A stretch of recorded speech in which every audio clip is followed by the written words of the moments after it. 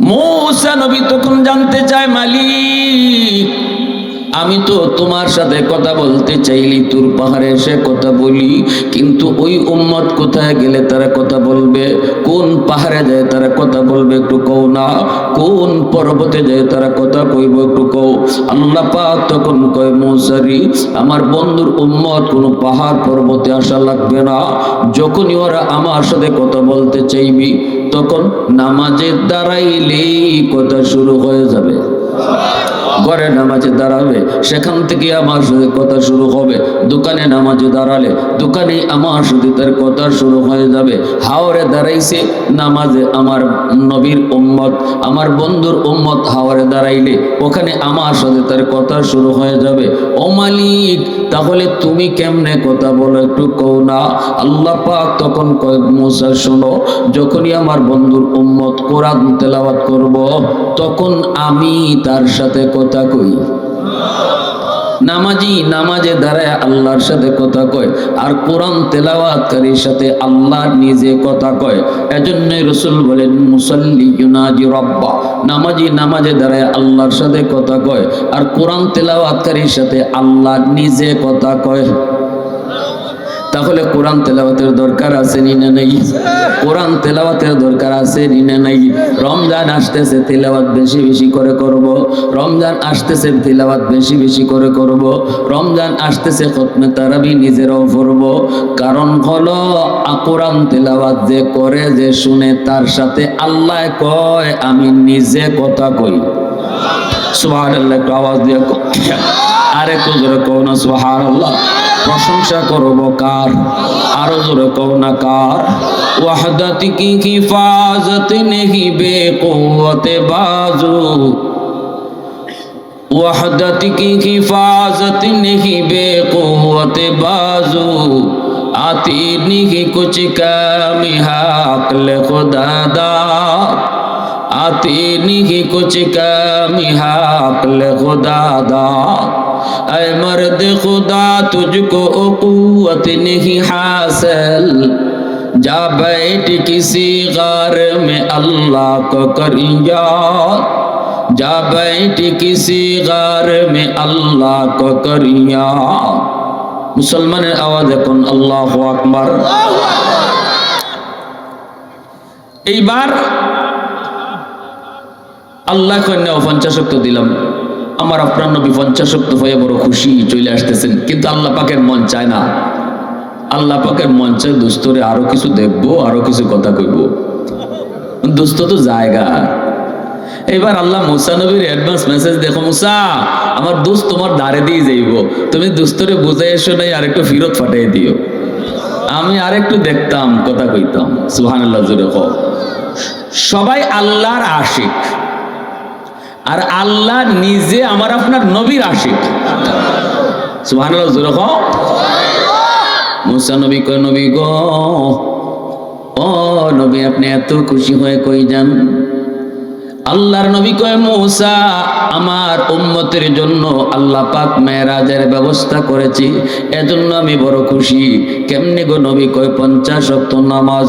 মুসা নবী তো আল্লাহর পক্ষ থেকে মেসেজ পেয়েছেন। এইবার মুসা নবী কয়, না গো নবী 50 ওয়াক্ত পারবে না, উম্মতের জন্য বহু কষ্ট হয়ে যাবে, পারবে না, তাড়াতাড়ি কমান। আপনি তো খুশির চুটে আপনার হুঁশ নাই। নবীজি কয়, হ আমিও তো বুঝি নাই দিনও 50 ওয়াক্ত পড়বো কেমনে, এটা তো কঠিন হয়ে গেল, বেশি হয়ে গেল। নবীজি আবার আসলেন, আল্লাহ পাক কুদরতি মুস্কি হাসি দিয়ে কয়, বন্ধু কেনে আইছো? নবী কয়, মালিক কিছু কমায় দাও। আল্লাহ পাক কয়, দোস্ত নাও 5 ওয়াক্ত কমায় দিলাম। এইবার 5 ওয়াক্ত কমানোর পরে রইল 45 ওয়াক্ত। এবার আল্লাহ পাক মুসা নবীরে ডাক দিয়ে কয়, মুসা বন্ধু জায়গা তো আরেকবার বুঝায় শোনায় ফিরত ফাটাও। মুসা নবী কয়, না গো নবী 45 ওয়াক্ত বেশি কমান। এইবার আল্লাহর নবী আবার আসলেন। আল্লাহ কয়, দোস্ত কেন আসছো? 45 ওয়াক্ত বেশি গো, আল্লাহ কমায় দাও। আল্লাহ কয়, না আরো 5 কমাইলাম। এইভাবে 5 করে আল্লাহ কমায়। আর রাসূল যখনই যায় আল্লাহ মুসা নবীরে দিয়ে আবার ফিরত আনায়। সুবহানাল্লাহ জোরে বলেন। এইভাবে 9 বার রাসূলকে নিলেন, আনলেন। 9 বারে 5 নং 45 আল্লাহ কমাইলেন, রইছে কয়ক্ত? জোরে কয়ক্ত? এই 5 ওয়াক্ত লয়ে যখন রাসূল চলে যান, তখন আল্লাহ কয় মূসা বন্ধু জায়গা তো আবারও পারলে বুঝায়া ফিরত পাঠায় দিও। মূসা নবী কই নবী গো 5 ওয়াক্ত বেশি, আর একটু কমায়া দেন, আমার উম্মত কিন্তু 2 ওয়াক্ত পারে নাই কোন নবী। এইবার রাসূল বলেন ভাই মূসা আমি আর যাইতাম না, আমার বড় শরম করে, বড় লজ্জা লাগে। যতবার গিয়েছি ততবারই আল্লাহ পাক 5 করে কমাইছে, এখন রইছে মাত্র 5। এই 5 যদি আল্লাহ আগের মতোই 5 করে কমায়, তাহলে তো আমার উম্মতের থাকেই না, আমি আর যাবো না। এইবার মূসা নবী মুস্কি হাসি দেয়া কয় নবী গো আপনি যান, আমি পাঠাইতেছি না। উপর থেকে মেসেজ আইছে, আল্লাহ খালি হাতে ফেরত দিত না, যান না একটু সাহস করে। তবে এখন যে আপনি যাবেন, গেলে পরে যদি আল্লাহ জিজ্ঞেস করি বন্ধু কেন আইছো, বুদ্ধি শিখাইয়া দেই, আপনি কইবেন মালিক 9 বার আইছি, 9 বার কইছি আমি কেন আইছি। এখন আমি কইতাম না, তুমি কও কেন আইছি, তুমি কও কেন আইছি। এই কথাটা কওয়া মাত্রই নবীজি চললেন, চলছেন তো চলছেন। এবার আল্লাহ পাক ডাক দিয়ে কয় দোস্ত তুমি কেন আইছো? রাসূল কয় আল্লাহ আমি কইমু না, তুমি কও কেন আইছি, কারণ তুমি তো অন্তর্যামী খোদা, অন্তরের খবর তুমি জানো। এইবার আল্লাহ কুদরতি মুস্কি হাসি দিয়ে কয় বন্ধু 5 ওয়াক্ত উম্মতের লাগি বেশি কষ্ট হইতো না বন্ধু, আর কমানি লাগতো না। তবে আসছই যখন সুসংবাদ শোনো, উম্মত পড়ব তোমার 5 ওয়াক্ত, সওয়াব দিব 50 ওয়াক্ত। জোরে কও না সুবহানাল্লাহ। আর মনে রাখো আমি তোমার উম্মতরে ডাইকা ডাইকা নামাজ পড়ায় নিব। আল্লাহু আকবার। জোরে কও। মসজিদের মিনার থেকে আর কোন উম্মতকে এইভাবে ডাকা হইতো না। উম্মতে মুহাম্মদীকে মসজিদের মিনার থেকে ডাকা হয়, উম্মতে মুহাম্মদীকে মসজিদের মিনার থেকে আজানের ব্যবস্থা করা হয়। আল্লাহ কই আজান মুয়াজ্জিন দেয় না, আজান তো আমি আল্লাহ দেই, মুয়াজ্জিন তো একটা মাউত মাত্র। আল্লাহু আকবার, আল্লাহু আকবার মুয়াজ্জিন কয় না, আজান তো আমি দেই। আমি কই আমি আল্লাহ মহান, আমি কই আমি আল্লাহ মহান। ও বান্দা তোর দোকান ছোট, আমি আল্লাহ বড়। তোর বন্ধু ছোট, আমি আল্লাহ বড়। তোর ঘর ছোট, আমি আল্লাহ বড়। তোর ঘুম ছোট, আমি আল্লাহ বড়। আয় আয় বান্দা আমার কদমে সেজদা দিতে আয়। সেজদা দিলে পরে আমি আল্লাহ তোরে দামি বানায় দিব। আল্লাহর কদমে সেজদা দেয়া কেউ কোনোদিন ছোট হয় না, বরং বড়ই হয়। শহীদ উসমান হাদি ঢাকা ইউনিভার্সিটিতে পড়াও সে 5 ওয়াক্ত নামাজ আল্লাহর কদমে সেজদা দিত, আল্লাহকে ভুলতো না, আল্লাহর প্রেম অন্তরে নিয়ে চলতো। ভার্সিটিতে পড়ার পরও যুবকটার মর্যাদা আল্লাহ পাক কমায় দিছে নাকি আরো বাড়ায় দিছে? বাংলাদেশের মানুষের কলিজায় ঢুকায় দিছে। যুবক কলেজে পড়ো অসুবিধা নাই, ভার্সিটিতে পড়ো তুমি অসুবিধা নাই, ডাক্তার হও তুমি অসুবিধা নাই, পাইলট হও তুমি অসুবিধা নাই। আমাদের দেশের জন্য ডাক্তারও প্রয়োজন। সব যদি হাফিজ সাহেব হয়ে যায় ডাক্তার হবে কে? ভার্সিটিতে তুমি পড়ো, কলেজে পড়ো, তুমি পড়ো, যেখানে আসো সেখানেই থাকো। কিন্তু তোমার কাছে আমার একটাই আবদার, একটাই হলো তোমার কাছে আমার কথা, মূল পরিচয় তুমি ভুলে যেও না। ডাক্তার তোমার মূল পরিচয় নয়, কলেজে পড়াও তোমার মূল পরিচয় নয়। মূল পরিচয় হলো তুমি মুসলমানের সন্তান। অতএব যেখানে থাকো সেখানে তুমি তোমার মুসলমানই লইয়া থাকো।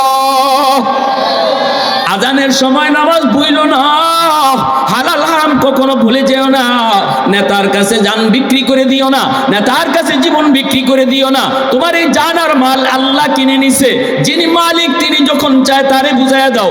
উসমান হাদি আল্লাহরে বুঝাইয়া তার জিনিস দিয়া দিছে। আওয়াজ দেয়া কও ঠিক কিনা? আরো জোরে কও ঠিক কিনা?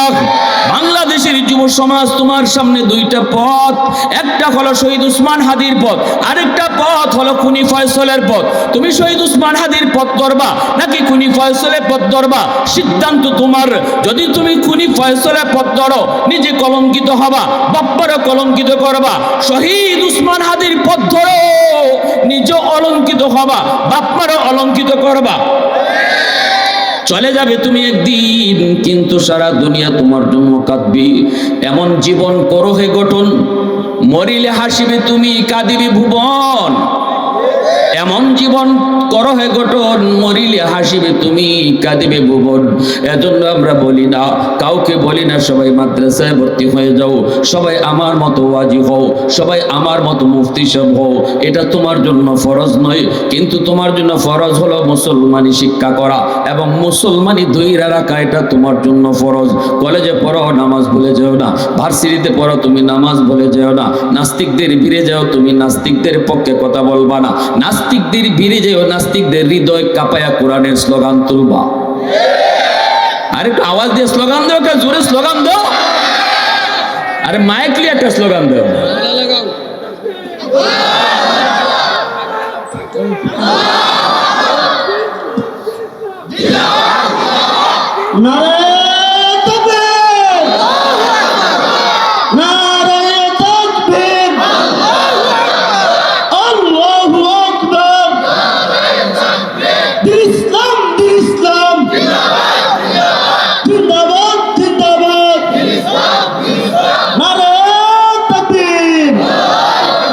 বাংলাদেশে এখন আলহামদুলিল্লাহ কোরআনের হাওয়া বইতেছে, ঠিক কিনা জোরে বলো।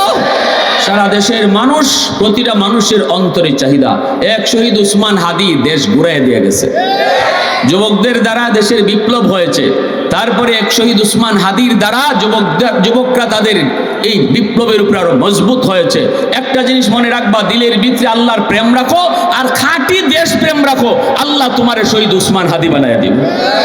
দিলের ভিতরে আল্লাহর প্রেম রাখো, দিলের ভিতরে আল্লাহর প্রেম রাখো, দিলের ভিতরে কোরআনের প্রেম রাখো, দিলের ভিতরে রসুলের প্রেম রাখো, দিলের ভিতরে তুমি ইসলামকে লালন করো। যেখানে থাকো সেখানে ইসলামের লালন তুমি দিলের ভিতরে করো। আর দেশের প্রেম ভেজাল্লা প্রেম না, দেশের খাঁটি প্রেম অন্তরে রাখো, আল্লাহ তোমার হাদি বানায় দিবে। ঠিক কিনা যুবক, জোরে বলো। এজন্য আমরা বলি কলেজে পড়ো আর ভার্সিটিতে পড়ো, এটা দোষ নয়, এটা দরকার, অবশ্যই দরকার। দুটো শিক্ষারই প্রয়োজন। সন্তান মাদ্রাসায় পড়ান, স্কুলে পড়ান, এই ব্যবস্থা বাপ মাকে করতে হবে। এজন্য শহীদ উসমান হাদির লেখাপড়া শুরু হয়েছিল মাদ্রাসা দিয়া, তার লেখাপড়া শুরু হয়েছিল কোরআনের শিক্ষা দিয়া, তার লেখাপড়া শুরু হয়েছিল আল্লাহর পরিচিতি দিয়া। যার কারণে সে কলেজে গিয়ে আল্লাহকে ভুলে নেই, ভার্সিটিতে গিয়ে আল্লাহকে ভুলে নেই। আমিও আপনার সন্তান, আমরাও আমাদের সন্তানের জীবনে লেখাপড়া শুরু করাবো আল্লাহর পরিচয় দিয়া, লেখাপড়া শুরু করাবো মাদ্রাসা দিয়া, লেখাপড়া শুরু করাবো কোরআনের শিক্ষা দিয়া। 5 বছর মাদ্রাসায় পড়ার পরে এরপরে তার হাই স্কুলে দেন, এরপরে তার কলেজে দেন, দেখবেন বাগের বাচ্চা হবে, কোরআনের সৈনিক হবে, খাঁটি মুসলমানের বাচ্চা হবে। বড় ভালো কপাল, বড় বড় নবী পাইলাম শ্রেষ্ঠ, উম্মত হইলাম শ্রেষ্ঠ। আমাদের নবী সকল নবীদের মাঝে শ্রেষ্ঠ নবী, আসছেন দুনিয়াতে সকল নবীর পরে, কিন্তু মর্যাদা দিছেন আল্লাহ সবার উপরে, ঠিক না নি? আমার আপনার নবী জান্নাতে না ঢোকা পর্যন্ত কোন নবী জান্নাতে ঢোকার অনুমতি পাবেন না। ঠিক তেমনি নবীজির খাতিরে আমরা উম্মত দামি। এই নবীর উম্মত জান্নাতে না ঢোকা পর্যন্ত কোন নবীর উম্মত জান্নাতে ঢুকতে পারবে না। এজন্য রাসূল বলেন, আনা আফজালুল আম্বিয়া ওয়া উম্মতি আফজালুল উমাম। আমি সকল নবীর শ্রেষ্ঠ নবী আর আমার উম্মত সকল উম্মতের শ্রেষ্ঠ উম্মত। এতে আমাদের খুশির বিষয় না, নেই, এটা আমাদের জন্য নসিব, খুশনসিব। কিন্তু দুঃখ হইল, কপাল ভালো হইলে কি হইব, সবার কপালে সব সয় না। আমরা যে এত বড় কপাল পাইলাম, কিন্তু এরপরও সয় না কেন? কারণ আমরা এত বড় নবী পাইও নবীর নমুনায় নিজের জীবন গড়তে পারি নাই। নিজের ব্যক্তি জীবন, পারিবারিক জীবন, রাষ্ট্রীয় জীবন আমরা নবীর আদর্শে পারি না চলতাম। এটা হইল আমাদের জন্য বদনসিব, ঠিক না নি?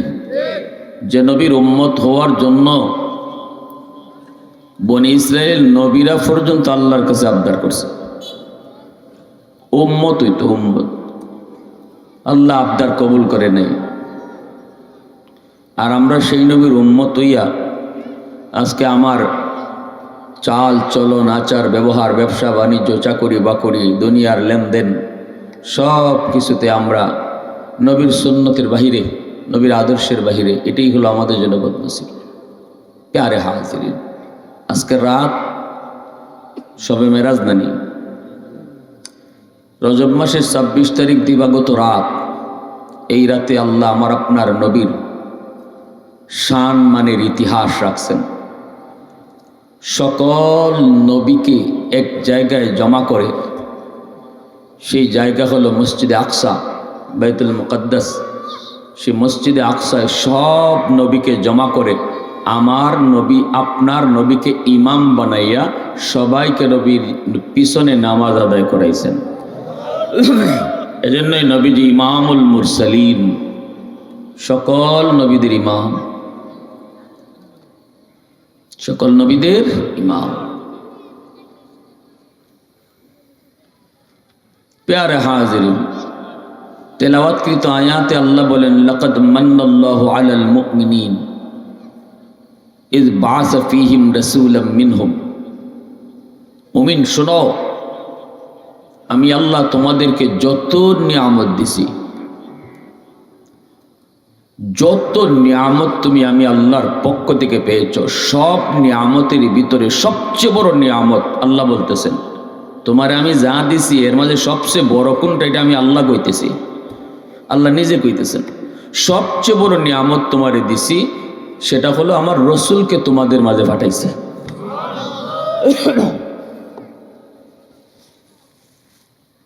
এই চোখ আল্লাহর দেওয়া নিয়ামত। আমি দুনিয়া দেখতেছি, কিন্তু আল্লাহ বলেন এটাও তোমার বড় নিয়ামত না।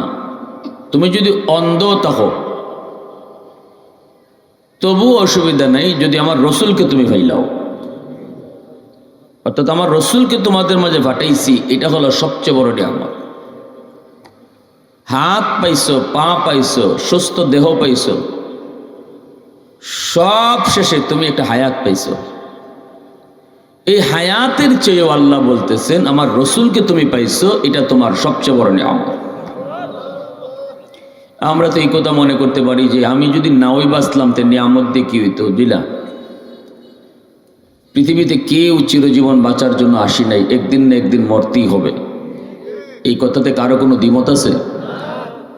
আজ নয় কাল, এখন নয় তখন, যাওয়াই লাগবে। আমরা সবাই একটা মৌত নামক গাড়ির অপেক্ষায় দাঁড়ায় আছি, স্টেশনে দাঁড়ানো। গাড়িটা আসবে, আমাকে তুলে নিয়ে যাবে।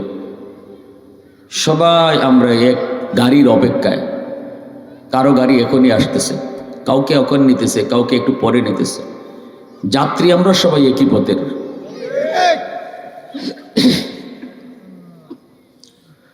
এজন্য একদিন না একদিন মরাই লাগবে, একদিন না একদিন যাওয়াই লাগবে। অতএব যাওয়াটা এটা অসম্ভব কিছু না, মৌত এটা স্বাভাবিক বিষয়। কিন্তু তুমি মৌতের পরে যদি জাহান্নামী হও, এটা তোমার জীবনের দুনিয়াতে আসার চরম ব্যর্থতা।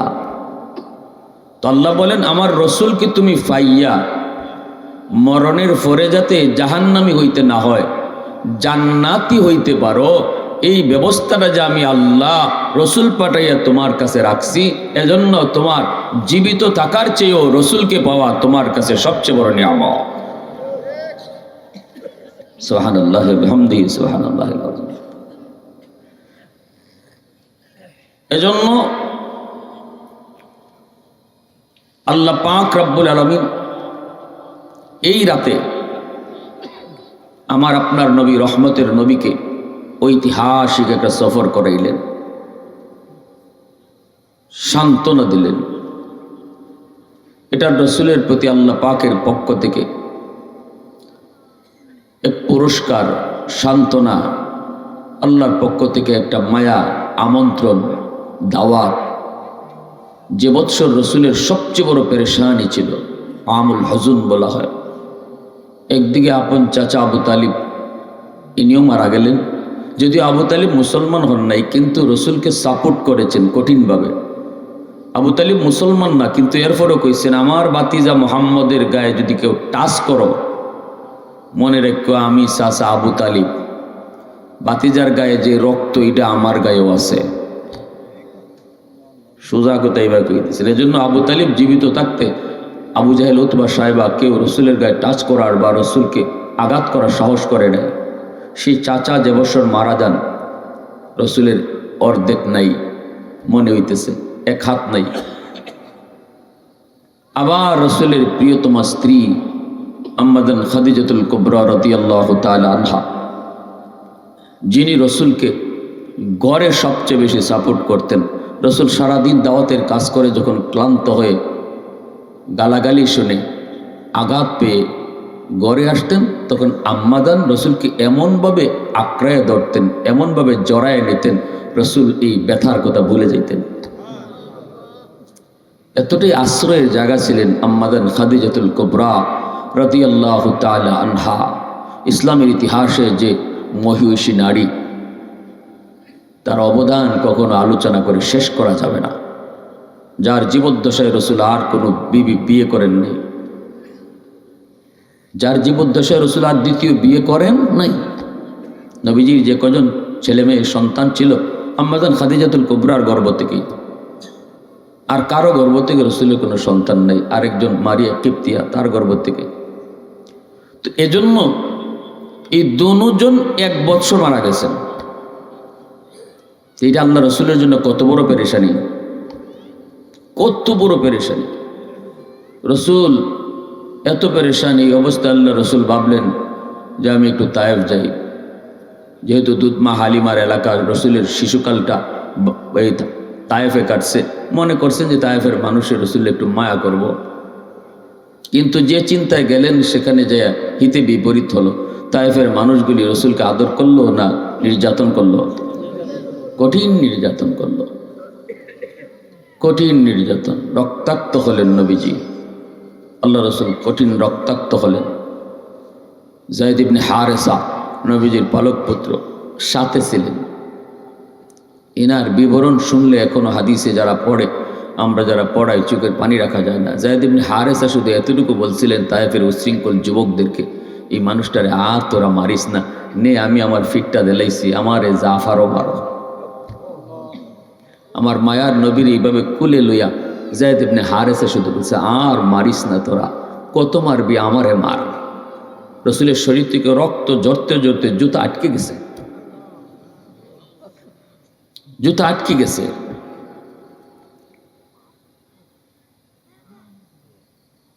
এক ফোঁটা রক্ত তায়েফে ফরি যাইব। আল্লাহ জিব্রাইলে ডাক দেখো, জিব্রাইল কই? আল্লাহ সিদরাতুল মুনতাহায়, আমার হাবিবের রক্তের ফুটা যদি জমিনে পড়ে, জমিন বরদাস্ত করবে না। রক্তের ফুটা তায়েফের জমিনে পড়ার আগে আগে তুমি যে রক্তটারে লুফে নাও। জিব্রাইল আমিন বলে, আমি পৃথিবীতে 3 বার এসেছি, কি ভাই আইসে আমি কইতাম পারি না।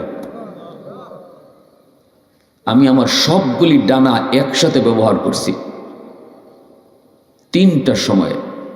এত কঠিন একটা অর্ডার ছিল আল্লাহর 3টার সময়। একটা ছিল ইউসুফ আলাইহিস সালামকে যখন কুয়াতে ফেলানো হয়, আল্লাহ বলতেছিল জিব্রাইল কই? আল্লাহ আমি তো আমার স্টেশনে, আমার ইউসুফকে ফেলাই দিছে। নিচে পড়ার আগে আগে তুমি কই আসো আমি জানি না, আমার ইউসুফকে কুলে লো। জিব্রাইল আমিন বলেন, আমি যে তখন কিভাবে আইছি, জমিনের দিকে আমিও আসি আর ইউসুফও কুয়ার নিচের দিকে যায়। এই অবস্থায় আমি আমার সবগুলি ডানা একসাথে ব্যবহার করে আল্লাহর রহমতে আমি ইউসুফকে কুলে নিতাম পারছি। আরেকটা মুহূর্ত ছিল যখন ইব্রাহিম আলাইহিস সালাম ইসমাইল আলাইহিস সালামকে ছুরি চালায় দিছে, ছুরি চালায় দিছে। তখন আল্লাহ পাক বলতেছে, জিব্রাইল কই তুমি? আল্লাহ আমি তো আমার স্টেশনে, অফিসে, 7 আকাশের উপর সিদরাতুল মুনতাহা। ইব্রাহিম তো ছুরি চালায় দিছে, ছুরিও যাইতেছে আর তুমিও যাও। কেমনে যাইবা জানি না। ইসমাইলের গলায় ছুরি লাগার আগে আগে ইসমাইলের সরাইয়া জান্নাতি দুম্বা বসায় দাও।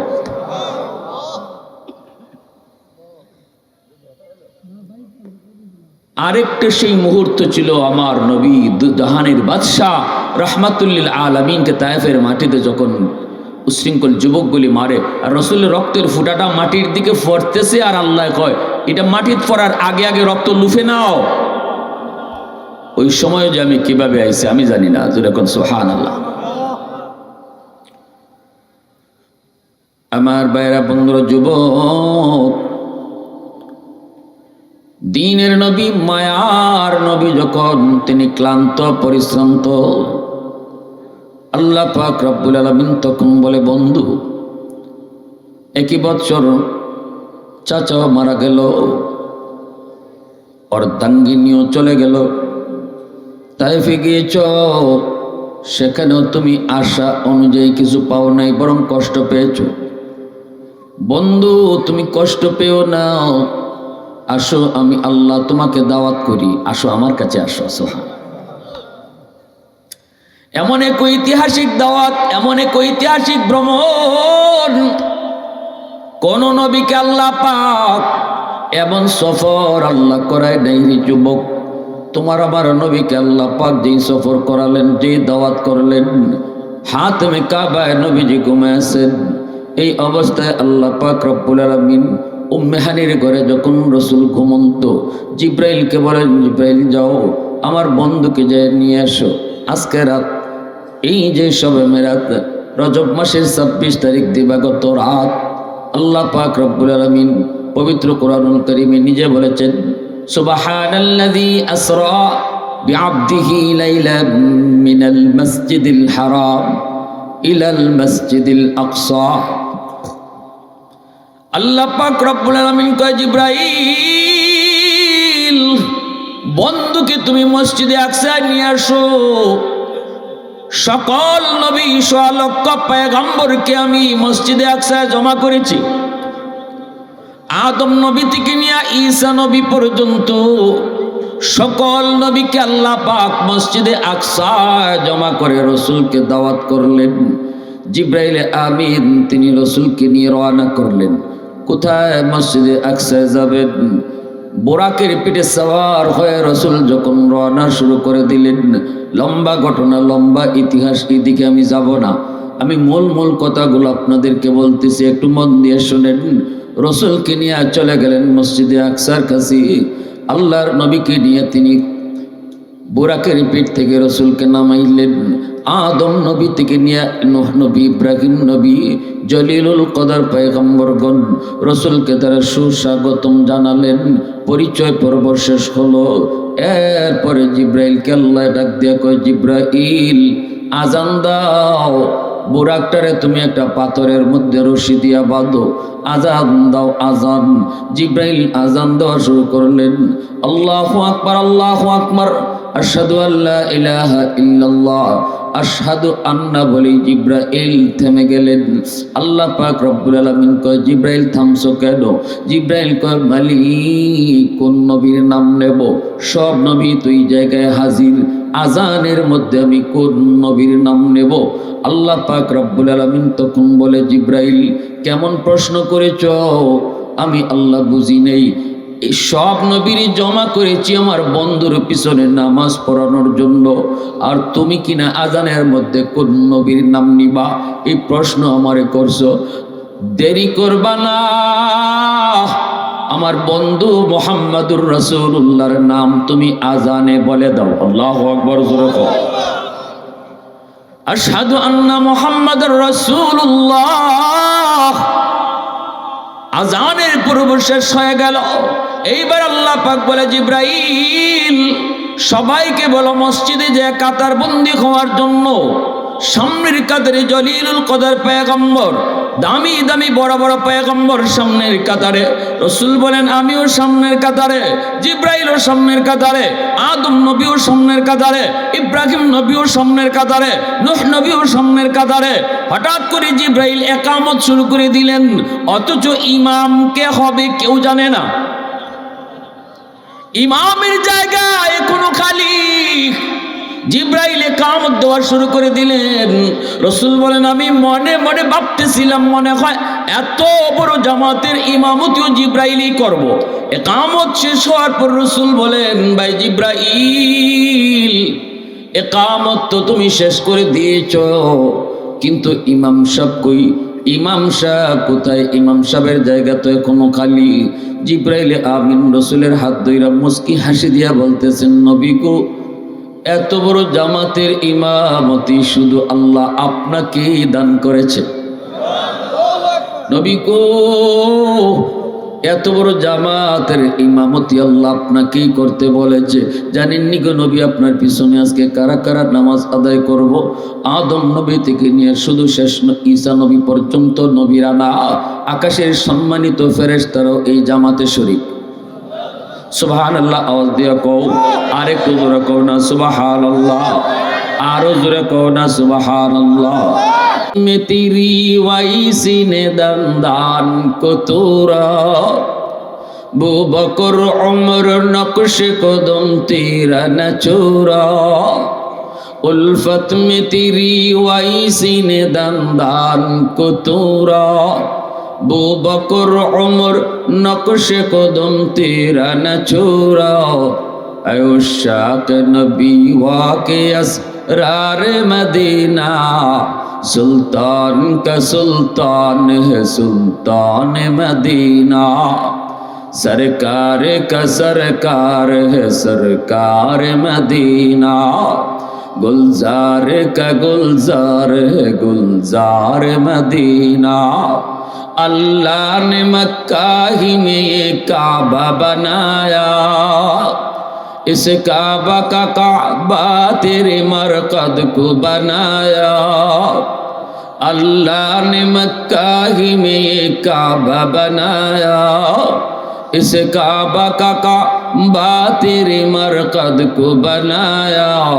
ऐसा लम्हा जी चले जा राह मदीना, सुल्तान का सुल्तान है सुल्तान मदीना।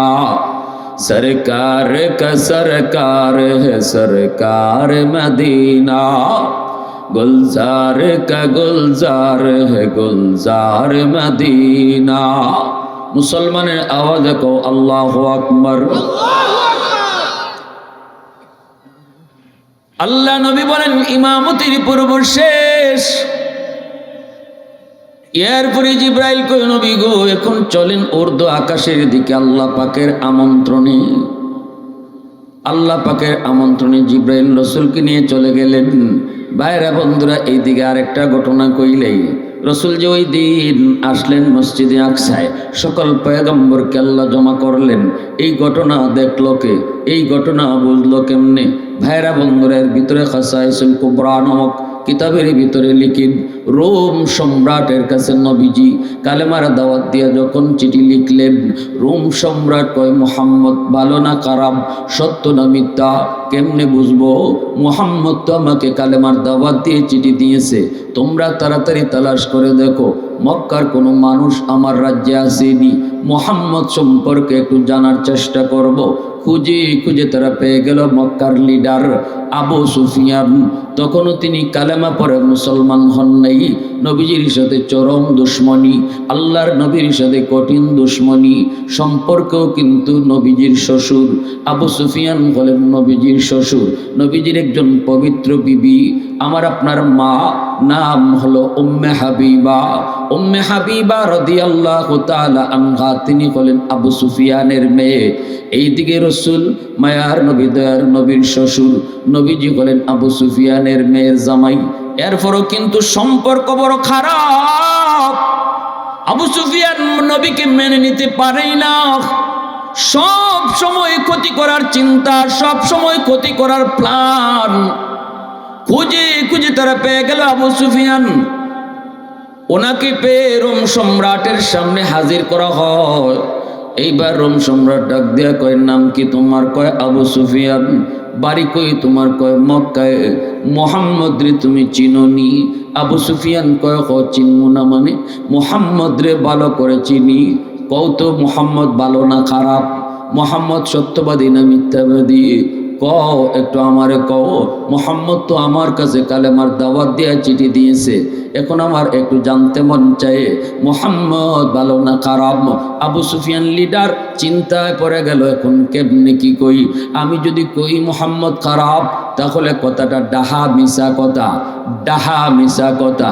আগেকার যুগে কাফিররাও ডাহা মিশা কথা কইতে নিজের বিবেকে প্রশ্ন করত।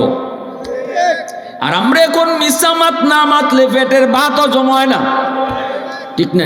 ঘুম থেকে ওইটাও মিশা কথা, ঘুমাইবার আগেও মিশা কথা।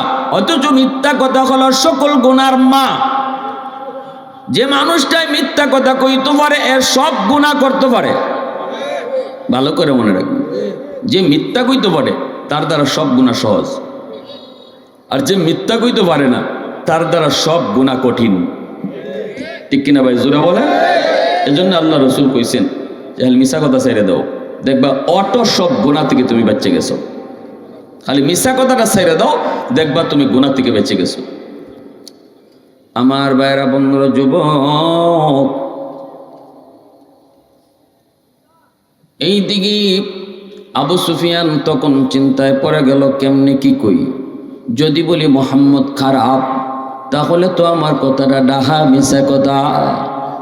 মক্কার কোনো মানুষ অন্য কোনো মানুষকে যদি বাসায় পায়, ওই মানুষ একজন না আরো 70 মানুষ যদি পায়, মক্কার মানুষগুলি সবাই একসাথে বলবে মোহাম্মদ খুব ভালো মানুষ, মোহাম্মদের মতো ভালো হয় না।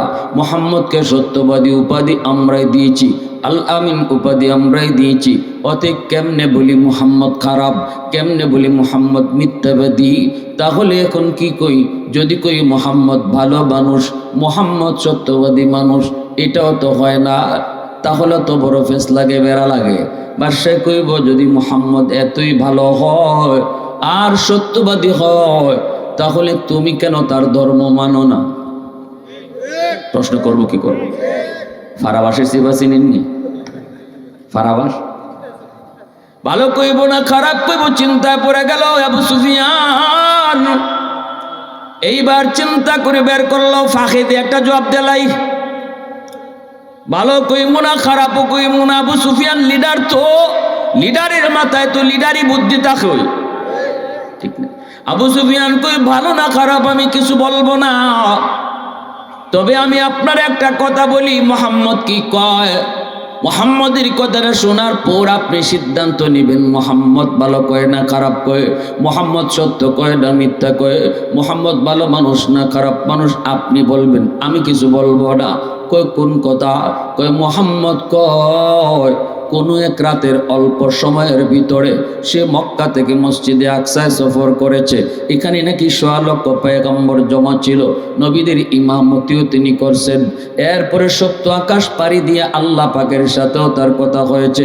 সেখান থেকে নামাজ লইয়া তিনি আবার দুনিয়াতেও ফিরত আইছে। এত লম্বা সফর, অথচ সময় ব্যয় হয়েছে মাত্র অল্প সময়। যেই বিছানা থেকে উঠে গেছেন সেই বিছানার গরম এখনো রয়ে গেছে, অজুর পানি গড়ে গড়ে তার জাগাতে যায় নাই। আল্লাহু আকবার, জোরে বলো। এতটুকু অল্প সময়ের ভিতরে এত লম্বা সফর, এটা কেমন করে সম্ভব? কেমন করে সম্ভব? এমন কথা যেই মানুষে কয় একটু আপনি কন, সে হাসা কয় না মিশা কয়, সে ভালো না খারাপ, এখন আপনি কোন আমি কিছু কই না। কত বড় চালাক দেখছেন নি? হ্যাঁ, অল্প সময়ের ভিতরে এত লম্বা সফর, মানুষের বিবেকে ধরবে না বিধায় আল্লাহ পাক ঘটনা শুরু করার আগেই সুবহানাল্লাহ কইছে। সুবহানাল্লাহ জোরে বলো। এত লম্বা সফর মানুষের যুক্তিতে ধরবে না, বুদ্ধিতে ধরবে না, মানুষের ব্যাপারে কোনো সিদ্ধান্তেই পৌঁছতে পারবে না। মানুষ তো তার যুক্তিতে চলে, মানুষ তো তার বুদ্ধিতে চলে, কিন্তু আল্লাহর হিকমত আর আল্লাহর কুদরত যেখানে শুরু হয় সেখানে মানুষের যুক্তি ফেল করে, মানুষের বুদ্ধি সেখানে ফেল করে। মানুষের বুদ্ধি যেখানে শেষ সেখানে আল্লাহ পাকের কুদরত শুরু। আওয়াজ দিয়ে বলো ঠিক কি না? মানুষের শক্তি যেখানে শেষ সেখানে আল্লাহর শুরু, মানুষের চিন্তা যেখানে শেষ সেখানে আল্লাহর শুরু। অতএব আল্লাহ পাক রব্বুল আলামিন কয়, ও দুনিয়ার মানুষেরা শুনো, এই মুহূর্তে আমি আল্লাহ আমার বন্ধুর একটা ঐতিহাসিক সফর তোমাদেরকে শোনাবো, যেই সফরটা তোমাদের যুক্তিতে ধরবে না, যেই সফরের কাহিনীটা তোমাদের বুদ্ধিতে আসবে না। এজন্য তোমরা এই ঘটনা শুনবার আগে আমি আল্লাহর সাথে সুবহানাল্লাহ কও। সুবহানাল্লাযী আসরা, আসরা থেকে মূলত ঘটনা আল্লাহ শুরু করছে। আসরা বিআবদিহি লাইলাম মিনাল মসজিদিল হারাম, আল্লাহ তার এক গোলামকে মসজিদে হারাম থেকে মসজিদে আকসা পর্যন্ত সফর করাইছেন। এই হলো ঘটনা শুরু। কিন্তু শুরু করার আগে আল্লাহ নিজে কয় সুবহানাল্লাহ। কেন কয়? এটা প্রথমে ইঙ্গিত দিয়ে দিছে আল্লাহ। এখন এমন একটা ঘটনা তোমাদেরকে আমি শোনাইতেছি, এমন এক সফর কাহিনী যেটা তোমার যুক্তি ফেল করবে, তোমার বুদ্ধি হ্যাং মারবে। কিভাবে সম্ভব? ইম্পসিবল হয় কি করে? এটা কিভাবে পসিবল হয় যে এই অল্প সময়ের ভিতরে এখনো অজুর পানি জাগায় তার গড়ায় গড়ায় তার জাগাতে যায় নাই, এখনো তার বিছানা গরম, সামান্য সময়ের ভিতরে হাজার হাজার মাইল পাড়ি দিয়া মসজিদে আকসায় গেল, সেখানে নবীদের সাথে আবার নামাজও হলো, সেখান থেকে আবার উর্দু আকাশে পাড়ি দিয়া 7 আসমান ভেদ করে আল্লাহর আরশের কাছে গিয়া আল্লাহর সাথে কথা হইলো, আবার চলেও আসলো। এই কম সময়ে কেমনে সম্ভব? এটা তুমি মানুষের বিবেক হ্যাং মারবে। অতএব সম্ভব হয়েছে শুধুমাত্র আমি আল্লাহর কুদরতের কারণে। তাই তোমরা ঘটনা শুনবার আগে সুবহানাল্লাহ কও।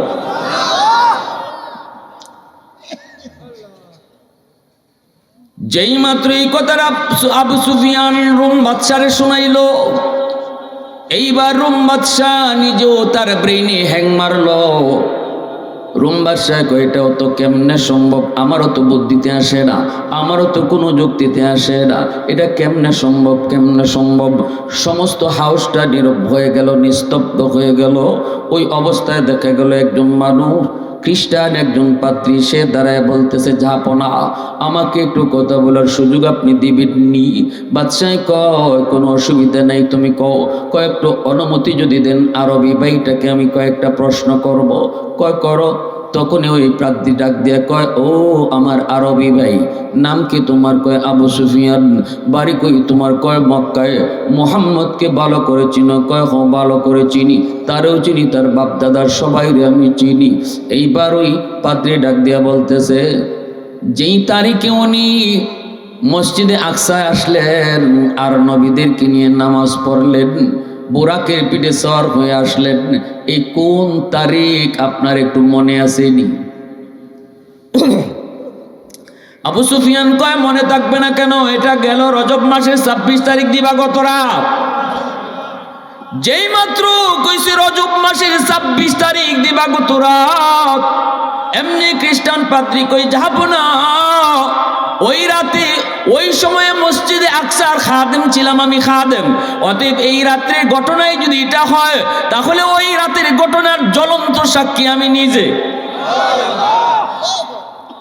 আজও আমি জানি না, আজও আমি জানতাম না ওই রাতে মসজিদে আকসায় কি হয়েছিল গো। কিন্তু আমার আরবি ভাইয়ের কথায় আমি বুঝে গেছি কি হয়েছিল।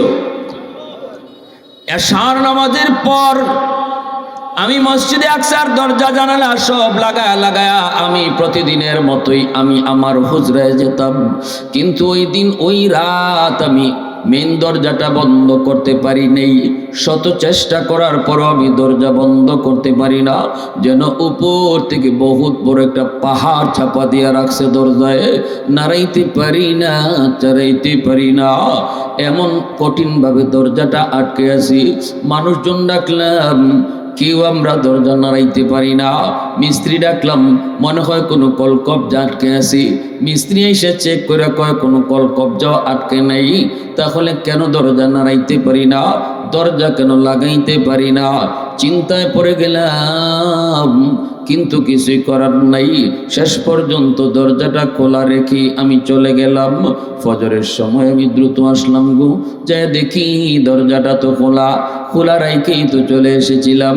যেই মাত্র ফজরের সময় আমি এসেছি, এসে দেখি মসজিদে আকসার সামনে বালু, আর এই বালুর উপরে হাজারো নয় লক্ষ মানুষের পায়ের দাগ। এতগুলি মানুষের পায়ের দাগ, এশার নামাজের পর্যায়েও পায়ের দাগ ছিল না।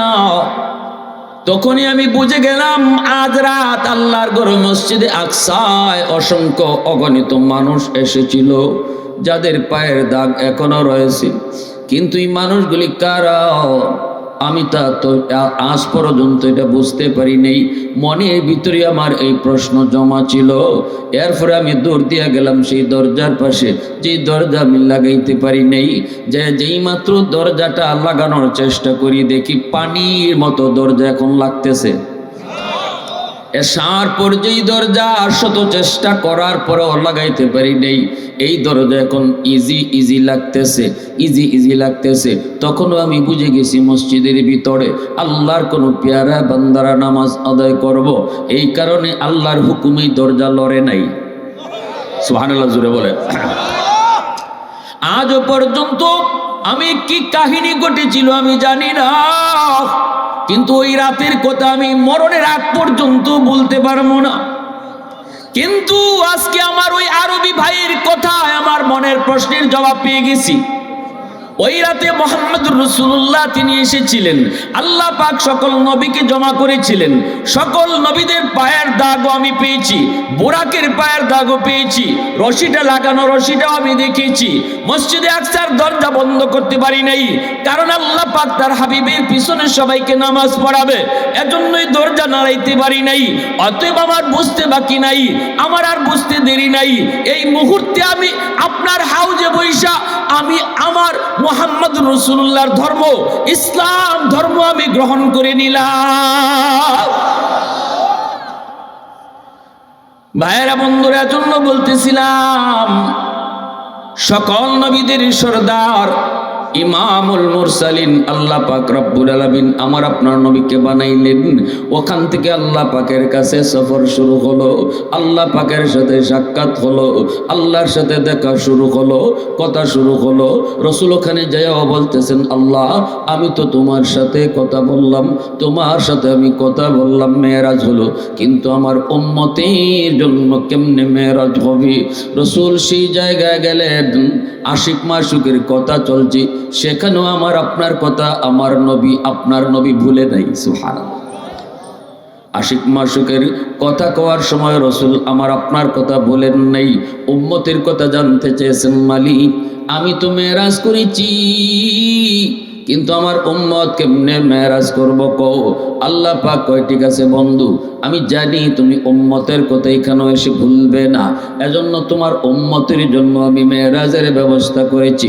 নেও 50 ওয়াক্ত নামাজ, দৈনিক 50 ওয়াক্ত নামাজ যদি সে আদায় করে, নামাজের ভিতরেই তোমার উম্মতের লগে আমার মেরাজ হবে। আসসালাতু মেরাজুল মুমিনিন। এজন্যই রাসূল বলেছেন নামাজ হলো মুমিনের জন্য মেরাজ। নামাজ মুমিনের জন্য।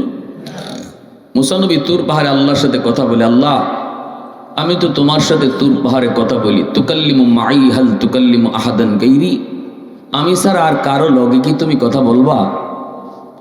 আমি স্যার আর কারোর সাথে কথা কইবা? আল্লাহ পাক তখন কয়, মুসা তুমি তো আমার সাথে কথা বলো, মাঝখানে পর্দা আছে, কিন্তু অদূর ভবিষ্যতে একদল উম্মত জমিনে আসবে যাদের সাথে আমি আল্লাহ কথা বলবো, মাঝখানে কোনো পর্দা থাকবে না। লাইসা বাইনি ওয়া বাইনাহুম হিজাব। মুসা নবী কয়, মালিক এরা কোন উম্মত? আল্লাহ বলে, এরা উম্মতে মুহাম্মদ, উম্মতে আহমদ, আমার বন্ধু মুহাম্মদুর রাসূলুল্লাহর উম্মত। মুসা নবী তখন জানতে চায়, মালিক আমি তো তোমার সাথে কথা বলতে চাইলি, তুর পাহাড়ে এসে কথা বলি, কিন্তু ওই উম্মত কোথায় গেলে তারা কথা বলবে? কোন পাহাড়ে যায় তারা কথা বলবে একটু কও না? কোন পর্বতে যায় তারা কথা কইব একটু কও?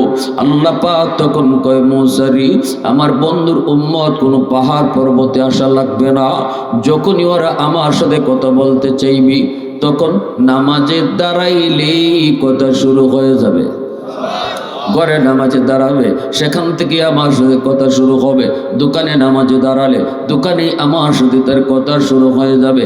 হাওরে দাঁড়াইছে নামাজে আমার নবীর উম্মত, আমার বন্ধুর উম্মত হাওরে দাঁড়াইলে ওখানে আমার সাথে তার কথা শুরু হয়ে যাবে। ও মালিক তাহলে তুমি কেমনে কথা বলো একটু কও না? আল্লাহ পাক তখন কয়, মুসা শোনো, যখনই আমার বন্ধুর উম্মত কোরআন তেলাওয়াত করব তখন আমি তার সাথে কথা কই। নামাজি নামাজে দাঁড়ায় আল্লাহর সাথে কথা কয়, আর কোরআন তেলাওয়াতকারীর সাথে আল্লাহ নিজে কথা কয়। এজন্যই রাসূল বলেন, মুসাল্লি ইউনাজি রাব্বা, নামাজি নামাজে দাঁড়ায় আল্লাহর সাথে কথা কয়, আর কোরআন তেলাওয়াতকারীর সাথে আল্লাহ নিজে কথা কয়। তাহলে কোরআন তেলাওয়াতের দরকার আছে নি না নাই? কোরআন তেলাওয়াতের দরকার আছে নি না নাই? রমজান আসতেছে, তেলাওয়াত বেশি বেশি করে করব। রমজান আসতেছে, তেলাওয়াত বেশি বেশি করে করব। রমজান আসতেছে, খতমে তারাবি নিজেরাও পড়ব। কারণ হলো কোরআন তেলাওয়াত যে করে, যে শুনে, তার সাথে আল্লাহ কয় আমি নিজে কথা কই। সুবহানাল্লাহ, একটু আওয়াজ দিয়ে আরে একটু জোরে কও না সুবহানাল্লাহ। প্রশংসা করব কার? আরো জোরে কও না কার? ওয়াহদাত কি হিফাজত নেহি বেকুওয়াত বাজু, ওয়াহদাত কি হিফাজত নেহি বেকুওয়াত বাজু, आती नहीं कुछ कमी हक़ल खुदा दा, आती नहीं कुछ कमी हक़ल खुदा दा। ऐ मर्द खुदा तुझको क़ुव्वत नहीं हासिल, जा बैठ किसी गार में अल्लाह को कर याद, जा बैठ किसी गार में अल्लाह को कर याद। মুসলমানের আওয়াজ এখন আল্লাহু আকবার। এইবার আল্লাহ কন্যা 50 শক্ত দিলাম। আমার আপনার নবী 50 শক্ত হয়ে বড় খুশি চলে আসতেছেন, কিন্তু আল্লাহ পাকের মন চায় না। আল্লাহ পাকের মন চায় দোস্তরে আরো কিছু দেখবো, আরো কিছু কথা কইব। দোস্ত তো জায়গা। এবার আল্লাহ মুসা নবীর অ্যাডভান্স মেসেজ দেখো, মুসা আমার দোস্ত তোমার দ্বারে দিয়ে যাইব, তুমি দোস্তরে বুঝাই এসো নাই, আরেকটু ফিরত ফাটাই দিও, আমি আরেকটু দেখতাম, কথা কইতাম। সুবহানাল্লাহ, জোরে কও। সবাই আল্লাহর আশিক, আর আল্লাহ নিজে আমার আপনার নবীর আশিক। সুবহানাল্লাহ, জোরে কও। মুসা নবী কয়, নবী গো, ও নবী আপনি এত খুশি হয়ে কই যান? আল্লাহর নবী কয়, মুসা আমার উম্মতের জন্য আল্লাহ পাক মেরাজের ব্যবস্থা করেছি, এজন্য আমি বড় খুশি। কেমনে গো নবী? কয় 50 ওয়াক্ত নামাজ। মুসা নবী তো আল্লাহর পক্ষ থেকে মেসেজ পেয়েছেন। এইবার মুসা নবী কয়, না গো নবী 50 ওয়াক্ত পারবে না, উম্মতের জন্য বহু কষ্ট হয়ে যাবে, পারবে না, তাড়াতাড়ি কমান। আপনি তো খুশির চুটে আপনার হুঁশ নাই। নবীজি কয়, হ আমিও তো বুঝি নাই, দিনও 50 ওয়াক্ত পড়ব কেমনে, এটা তো কঠিন হয়ে গেল, বেশি হয়ে গেল। নবীজি আবার আসলেন, আল্লাহ পাক কুদরতি মুচকি হাসি দিয়ে কয়, বন্ধু কেন আইছো? নবী কয়, মালিক কিছু কমায় দাও। আল্লাহ পাক কয়, দোস্ত নাও 5 ওয়াক্ত কমায় দিলাম। এইবার 5 ওয়াক্ত কমানির পরে রইল 45 ওয়াক্ত। এবার আল্লাহ পাক মুসা নবীরে ডাক দিয়ে কয়, মুসা বন্ধু জায়গা তো আরেকবার বুঝায় শোনায় ফিরত পাঠাও। মুসা নবী কয়, না গো নবী 45 ওয়াক্ত বেশি কমান। এইবার আল্লাহর নবী আবার আসলেন। আল্লাহ কয়, দোস্ত কেন আসছো? 45 ওয়াক্ত বেশি গো, আল্লাহ কমায় দাও। আল্লাহ কয়, না আরো 5 কমাইলাম। এইভাবে 5 করে আল্লাহ কমায়। আর রাসূল যখনই যায় আল্লাহ মুসা নবীর দিয়ে আবার ফিরত আনায়। সুবহানাল্লাহ, জোরে বলেন। এইভাবে 9 বার রাসূলকে নিলেন, আনলেন। 9 বারে 5 নং 45 আল্লাহ কমাইলেন। রইছে কয়ক্ত? জোরে কয়ক্ত? এই 5 ওয়াক্ত লয়ে যখন রাসূল চলে যান, তখন আল্লাহ কয়, মুসা বন্ধু জায়গা তো আবারও পারলে বুঝায়া ফিরত পাঠায় দিও। মুসা নবী কই, নবী গো 5 ওয়াক্ত বেশি, আর একটু কমায়া দেন, আমার উম্মত কিন্তু 2 ওয়াক্ত পারে নাই কোন নবী। এইবার রাসূল বলেন, ভাই মুসা আমি আর যাইতাম না, আমার বড় শরম করে, বড় লজ্জা লাগে। যতবার গিয়েছি ততবারই আল্লাহ পাক 5 করে কমাইছে, এখন রইছে মাত্র 5। এই 5 যদি আল্লাহ আগের মতোই 5 করে কমায়, তাহলে তো আমার উম্মতের থাকেই না, আমি আর যাবো না। এইবার মুসা নবী মুস্কি হাসি দেয়া কয়, নবী গো আপনি যান, আমি পাঠাইতেছি না, উপর থেকে মেসেজ আইছে। আল্লাহ খালি হাতে ফেরত দিত না, যান না একটু সাহস করিয়া। তবে এখন যে আপনি যাবেন, গেলে পরে যদি আল্লাহ জিজ্ঞেস করি, বন্ধু কেন আইছো, বুদ্ধি শিখাইয়া দেই, আপনি কইবেন মালিক 9 বার আইছি, 9 বার কইছি আমি কেন আইছি। এখন আমি কইতাম না, তুমি কও কেন আইছি। তুমি কেন আইছি এই কথাটা কওয়া মাত্রই নবীজি চললেন। চলছেন তো চলছেন, এবার আল্লাহ পাক ডাক দিয়ে কয় দোস্ত তুমি কেন আইছো? রসুল কয় আল্লাহ আমি কইমু না, তুমি কও কেন আইছি, কারণ তুমি তো অন্তর্যামী খোদা, অন্তরের খবর তুমি জানো। এইবার আল্লাহ কুদরতি মুস্কি হাসি দিয়ে কয় বন্ধু 5 ওয়াক্ত উম্মতের লাগে বেশি কষ্ট হইতো না বন্ধু, আর কমানি লাগতো না। তবে আসছই যখন সুসংবাদ শুনো, উম্মত পর্ব তোমার 5 ওয়াক্ত সওয়াব দিব 50 ওয়াক্ত। জোরে কও না সুবহানাল্লাহ। আর মনে রাখো আমি তোমার উম্মতরে ডাইকা ডাইকা নামাজ পড়ায় নিব। আল্লাহু আকবার। জোরে কও। মসজিদের মিনার থেকে আর কোন উম্মতকে এইভাবে ডাকা হইতো না। উম্মতে মুহাম্মদীকে মসজিদের মিনার থেকে ডাকা হয়, উম্মতে মুহাম্মদীকে মসজিদের মিনার থেকে আজানের ব্যবস্থা করা হয়। আল্লাহ কই আজান মুয়াজ্জিন দেয় না, আজান তো আমি আল্লাহ দেই, মুয়াজ্জিন তো একটা মাউত মাত্র। আল্লাহু আকবার আল্লাহু আকবার মুয়াজ্জিন কয় না, আজান তো আমি দেই। আমি কই আমি আল্লাহ মহান, আমি কই আমি আল্লাহ মহান। ও বান্দা তোর দোকান ছোট, আমি আল্লাহ বড়। তোর বন্ধু ছোট, আমি আল্লাহ বড়। তোর ঘর ছোট, আমি আল্লাহ বড়। তোর ঘুম ছোট, আমি আল্লাহ বড়। আয় আয় বান্দা আমার কদমে সেজদা দিতে আয়। সেজদা দিলে পরে আমি আল্লাহ তোরে দামি বানায় দিব। আল্লাহর কদমে সেজদা দিয়ে কেউ কোনোদিন ছোট হয় না, বরং বড়ই হয়। শহীদ উসমান হাদি ঢাকা ইউনিভার্সিটিতে পড়াও সে 5 ওয়াক্ত নামাজ আল্লাহর কদমে সেজদা দিত, আল্লাহকে ভুলতো না, আল্লাহর প্রেম অন্তরে নিয়ে চলতো। ভার্সিটিতে পড়ার পরও যুবকটার মর্যাদা আল্লাহ পাক কমায় দিছে নাকি আরো বাড়ায় দিছে? বাংলাদেশের মানুষেরই কলিজায় ঢুকায় দিছেন। যুবক কলেজে পড়ো অসুবিধা নাই, ভার্সিটিতে পড়ো তুমি অসুবিধা নাই, ডাক্তার হও তুমি অসুবিধা নাই, পাইলট হও তুমি অসুবিধা নাই। আমাদের দেশের জন্য ডাক্তারও প্রয়োজন। সব যদি হাফিজ সাহেব হয়ে যায় ডাক্তার হবে কে? ভার্সিটিতে তুমি পড়ো, কলেজে পড়ো, তুমি পড়ো, যেখানে আসো সেখানেই থাকো। কিন্তু তোমার কাছে আমার একটাই আবদার, একটাই হলো তোমার কাছে আমার কথা, মূল পরিচয় তুমি ভুলে যেও না। ডাক্তার তোমার মূল পরিচয় নয়, কলেজে পড়াও তোমার মূল পরিচয় নয়। মূল পরিচয় হলো তুমি মুসলমানের সন্তান। অতএব যেখানে থাকো সেখানে তুমি তোমার মুসলমানই লইয়া থাকো। আজানের সময় নামাজ ভুইলো না, হালাল হারাম কখনো ভুলে যেও না।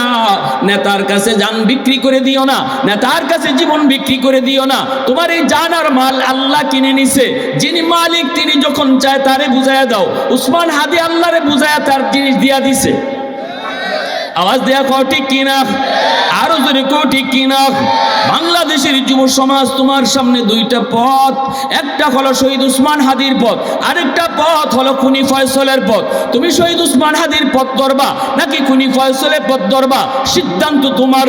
যদি তুমি খুনি ফয়সলের পথ ধরো নিজে কলঙ্কিত হবা, বাপ্পারও কলঙ্কিত করবা। শহীদ উসমান হাদির পথ ধরো নিজে অলঙ্কিত হবা, বাপ্পারও অলঙ্কিত করবা। চলে যাবে তুমি একদিন, কিন্তু সারা দুনিয়া তোমার জন্য কাঁদবি। এমন জীবন করো হে গঠন, মরিলে হাসিবে তুমি, কাঁদিবে ভুবন। এমন জীবন করো হে গঠন, মরিলে হাসিবে তুমি, কাঁদিবে ভুবন। এজন্য আমরা বলি না, কাউকে বলি না সবাই মাদ্রাসায় ভর্তি হয়ে যাও, সবাই আমার মতো ওয়াজি হও, সবাই আমার মতো মুফতি সাহেব হও।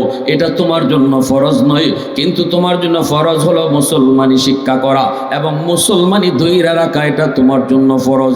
কলেজে পড়ো নামাজ ভুলে যেও না, ভার্সিটিতে পড়ো তুমি নামাজ ভুলে যেও না, নাস্তিকদের ভিড়ে যাও তুমি নাস্তিকদের পক্ষে কথা বলবা না, নাস্তিকদের ভিড়ে যেও, নাস্তিকদের হৃদয় কাঁপায়া কোরআনের স্লোগান তুলবা। আরে একটু আওয়াজ দিয়ে স্লোগান দাও, একটা জোরে স্লোগান দাও। আরে মাইকলি একটা স্লোগান দাও।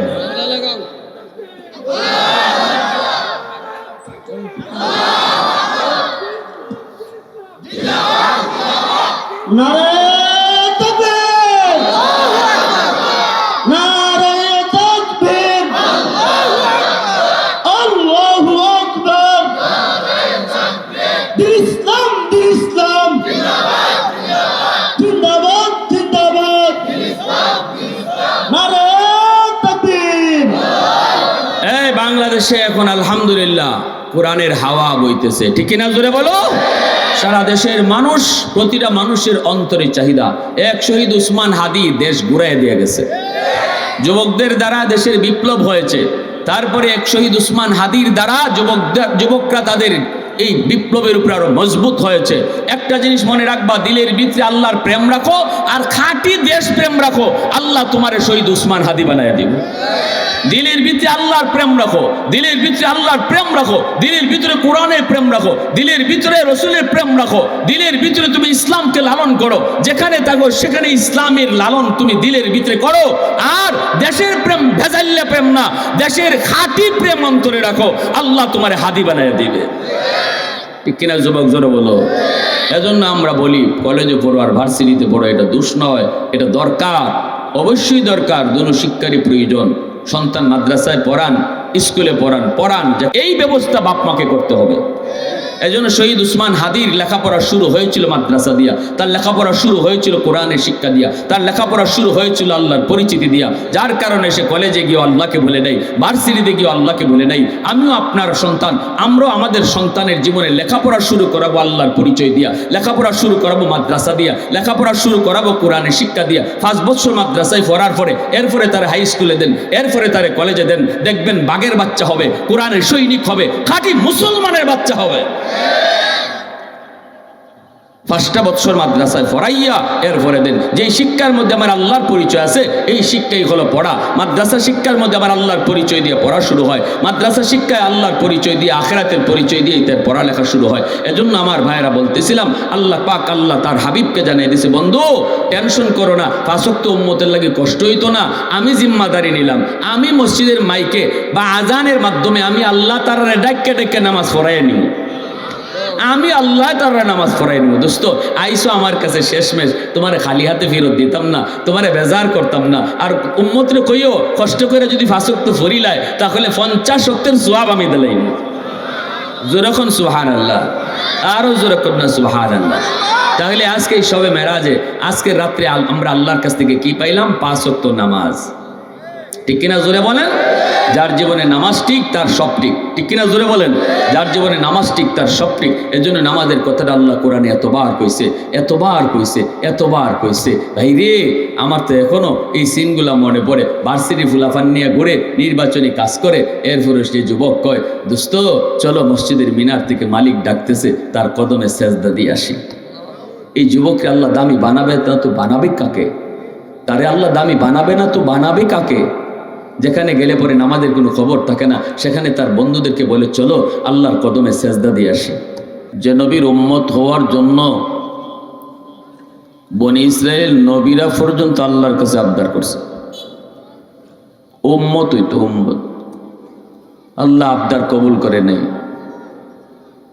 আর আমরা সেই নবীর উম্মত হইয়া আজকে আমার চাল চলন আচার ব্যবহার, ব্যবসা বাণিজ্য, চাকরি বাকরি, দুনিয়ার লেনদেন সব কিছুতে আমরা নবীর সুন্নতের বাহিরে, নবীর আদর্শের বাহিরে, এটাই হলো আমাদের জন্য বদনসিব। প্যারে হাজিরিন, আজকের রাত শবে মেরাজ নানি, রজব মাসের 26 তারিখ দিবাগত রাত। এই রাতে আল্লাহ আমার আপনার নবীর শান মানের ইতিহাস রাখছেন। সকল নবীকে এক জায়গায় জমা করে, সেই জায়গা হলো মসজিদে আকসা, বাইতুল মুকদ্দাস। সেই মসজিদে আকসায় সব নবীকে জমা করে আমার নবী আপনার নবীকে ইমাম বানাইয়া সবাইকে নবীর পিছনে নামাজ আদায় করাইছেন। এজন্যই নবীজি ইমামুল মুরসালিন, সকল নবীদের ইমাম, সকল নবীদের ইমাম। প্যারে হাজিরিন, তেলাওয়াতকৃত আয়াতে আল্লাহ বলেন, লাকাদ মান্নাল্লাহু আলাল মুমিনিন ইয বাআসা ফীহিম রাসূলাম মিনহুম। মুমিন শোনো, আমি আল্লাহ তোমাদেরকে যত নিয়ামত দিছি, যত নিয়ামত তুমি আমি আল্লাহর পক্ষ থেকে পেয়েছ, সব নিয়ামতের ভিতরে সবচেয়ে বড় নিয়ামত আল্লাহ বলতেছেন, তোমারে আমি যা দিছি এর মাঝে সবচেয়ে বড় কোনটা, এটা আমি আল্লাহ কইতেছি, আল্লাহ নিজে কইতেছেন। সবচেয়ে বড় নিয়ামত তোমারে দিছি, সেটা হলো আমার রসুলকে তোমাদের মাঝে পাঠাইছি।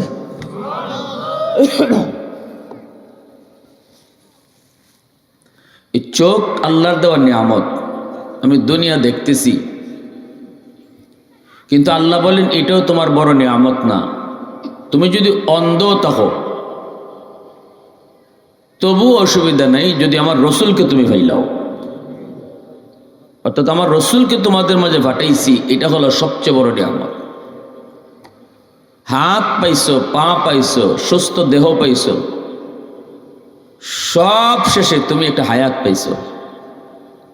এই হায়াতের চেয়েও আল্লাহ বলতেছেন আমার রসুলকে তুমি পাইছো, এটা তোমার সবচেয়ে বড় নিয়ামত।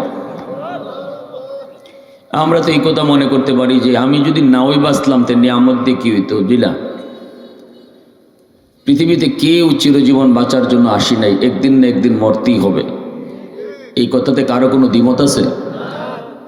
আজ নয় কাল, এখন নয় তখন যাওয়াই লাগবে। আমরা সবাই একটা মৌত নামক গাড়ির অপেক্ষায় দাঁড়ায় আছি, স্টেশনে দাঁড়ানো। গাড়িটা আসবে, আমাকে তুলে নিয়ে যাবে। সবাই আমরা এক গাড়ির অপেক্ষায়। কারো গাড়ি এখনই আসতেছে, কাউকে এখন নিতেছে, কাউকে একটু পরে নিতেছে। যাত্রী আমরা সবাই একই পথের।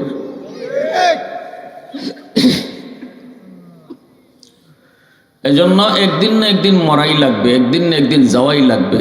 অতএব যাওয়াটা এটা অসম্ভব কিছু না, মৌত এটা স্বাভাবিক বিষয়। কিন্তু তুমি মৌতের পরে যদি জাহান্নামী হও, এটা তোমার জীবনের দুনিয়াতে আসার চরম ব্যর্থতা। তো আল্লাহ বলেন আমার রসুলকে তুমি পাইয়া মরণের পরে যাতে জাহান্নামী হইতে না হয়, জান্নাতি হইতে পারো, এই ব্যবস্থাটা যে আমি আল্লাহ রসুল পাঠাইয়া তোমার কাছে রাখছি। এজন্য তোমার জীবিত থাকার চেয়েও রসুলকে পাওয়া তোমার কাছে সবচেয়ে বড় নিয়ামত। সুবহানাল্লাহ বিহামদিহি সুবহানাল্লাহিল আযীম। এজন্য আল্লাহ পাক রব্বুল আলামিন এই রাতে আমার আপনার নবী রহমতের নবীকে ঐতিহাসিক একটা সফর করাইলেন, সান্ত্বনা দিলেন। এটা রসুলের প্রতি আল্লাহ পাকের পক্ষ থেকে এক পুরস্কার, সান্ত্বনা, আল্লাহর পক্ষ থেকে একটা মায়া, আমন্ত্রণ, দাওয়াত। যে বৎসর রসুলের সবচেয়ে বড় পেরেশানি ছিল, আমুল হজুন বলা হয়। একদিকে আপন চাচা আবু তালিব, ইনিও মারা গেলেন। যদিও আবু তালিব মুসলমান হন নাই, কিন্তু রসুলকে সাপোর্ট করেছেন কঠিনভাবে। আবু তালিব মুসলমান না, কিন্তু এরপরও কইছেন আমার বাতিজা মোহাম্মদের গায়ে যদি কেউ টাচ করো, মনে রেখো আমি চাচা আবু তালিব, বাতিজার গায়ে যে রক্ত এটা আমার গায়েও আছে। সোজা কথাই বা কইতেছেন। এই জন্য আবু তালিব জীবিত থাকতে আবু জাহেল, উতবা, সাহেবা কেউ রসুলের গায়ে টাচ করার বা রসুলকে আঘাত করার সাহস করে নেয়। সেই চাচা যে বছর মারা যান, রসুলের অর্ধেক নাই, মনে হইতেছে এক হাত নাই। আবার রসুলের প্রিয়তমা স্ত্রী আম্মাদান খাদিজাতুল কুবরা রাদিয়াল্লাহু তাআলা আনহা, যিনি রসুলকে গড়ে সবচেয়ে বেশি সাপোর্ট করতেন। রসুল সারাদিন দাওয়াতের কাজ করে যখন ক্লান্ত হয়ে গালাগালি শুনে আঘাত পেয়ে গড়ে আসতেন, তখন আম্মাদান রসুলকে এমনভাবে আঁকড়ায় ধরতেন, এমনভাবে জড়ায় নিতেন, রসুল এই ব্যথার কথা ভুলে যেতেন। এতটাই আশ্রয়ের জায়গা ছিলেন আম্মাদান খাদিজাতুল কুবরা রাদিয়াল্লাহু তাআলা আনহা। ইসলামের ইতিহাসে যে মহিষী নারী, তার অবদান কখনো আলোচনা করে শেষ করা যাবে না। যার জীবদ্দশায় রসুল আর কোনো বিয়ে করেননি, যার জীবদ্দশায় রসুল আর দ্বিতীয় বিয়ে করেন নাই। নবীজির যে কজন ছেলে মেয়ে সন্তান ছিল, আম্মাদান খাদিজাতুল কুবরার গর্ভ থেকেই। আর কারো গর্ভ থেকে রসুলের কোনো সন্তান নেই। আরেকজন মারিয়া কিপ্তিয়া, তার গর্ভ থেকে।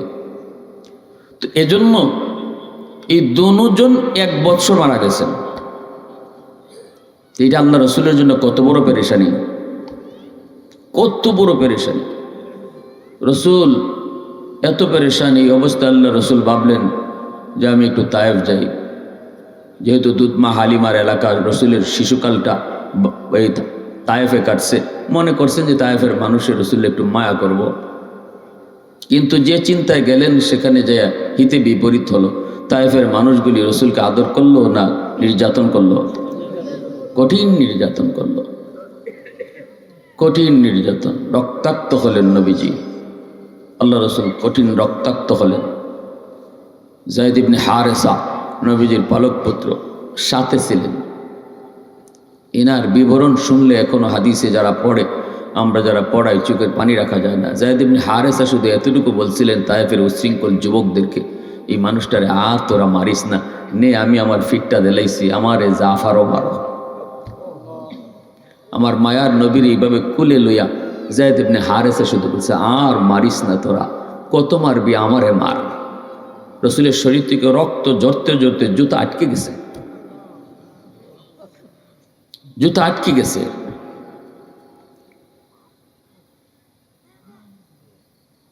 এক ফুটা রক্ত তায়েফে ফরি যাইব। আল্লাহ জিব্রাইলে ডাক দেখো, জিব্রাইল কই?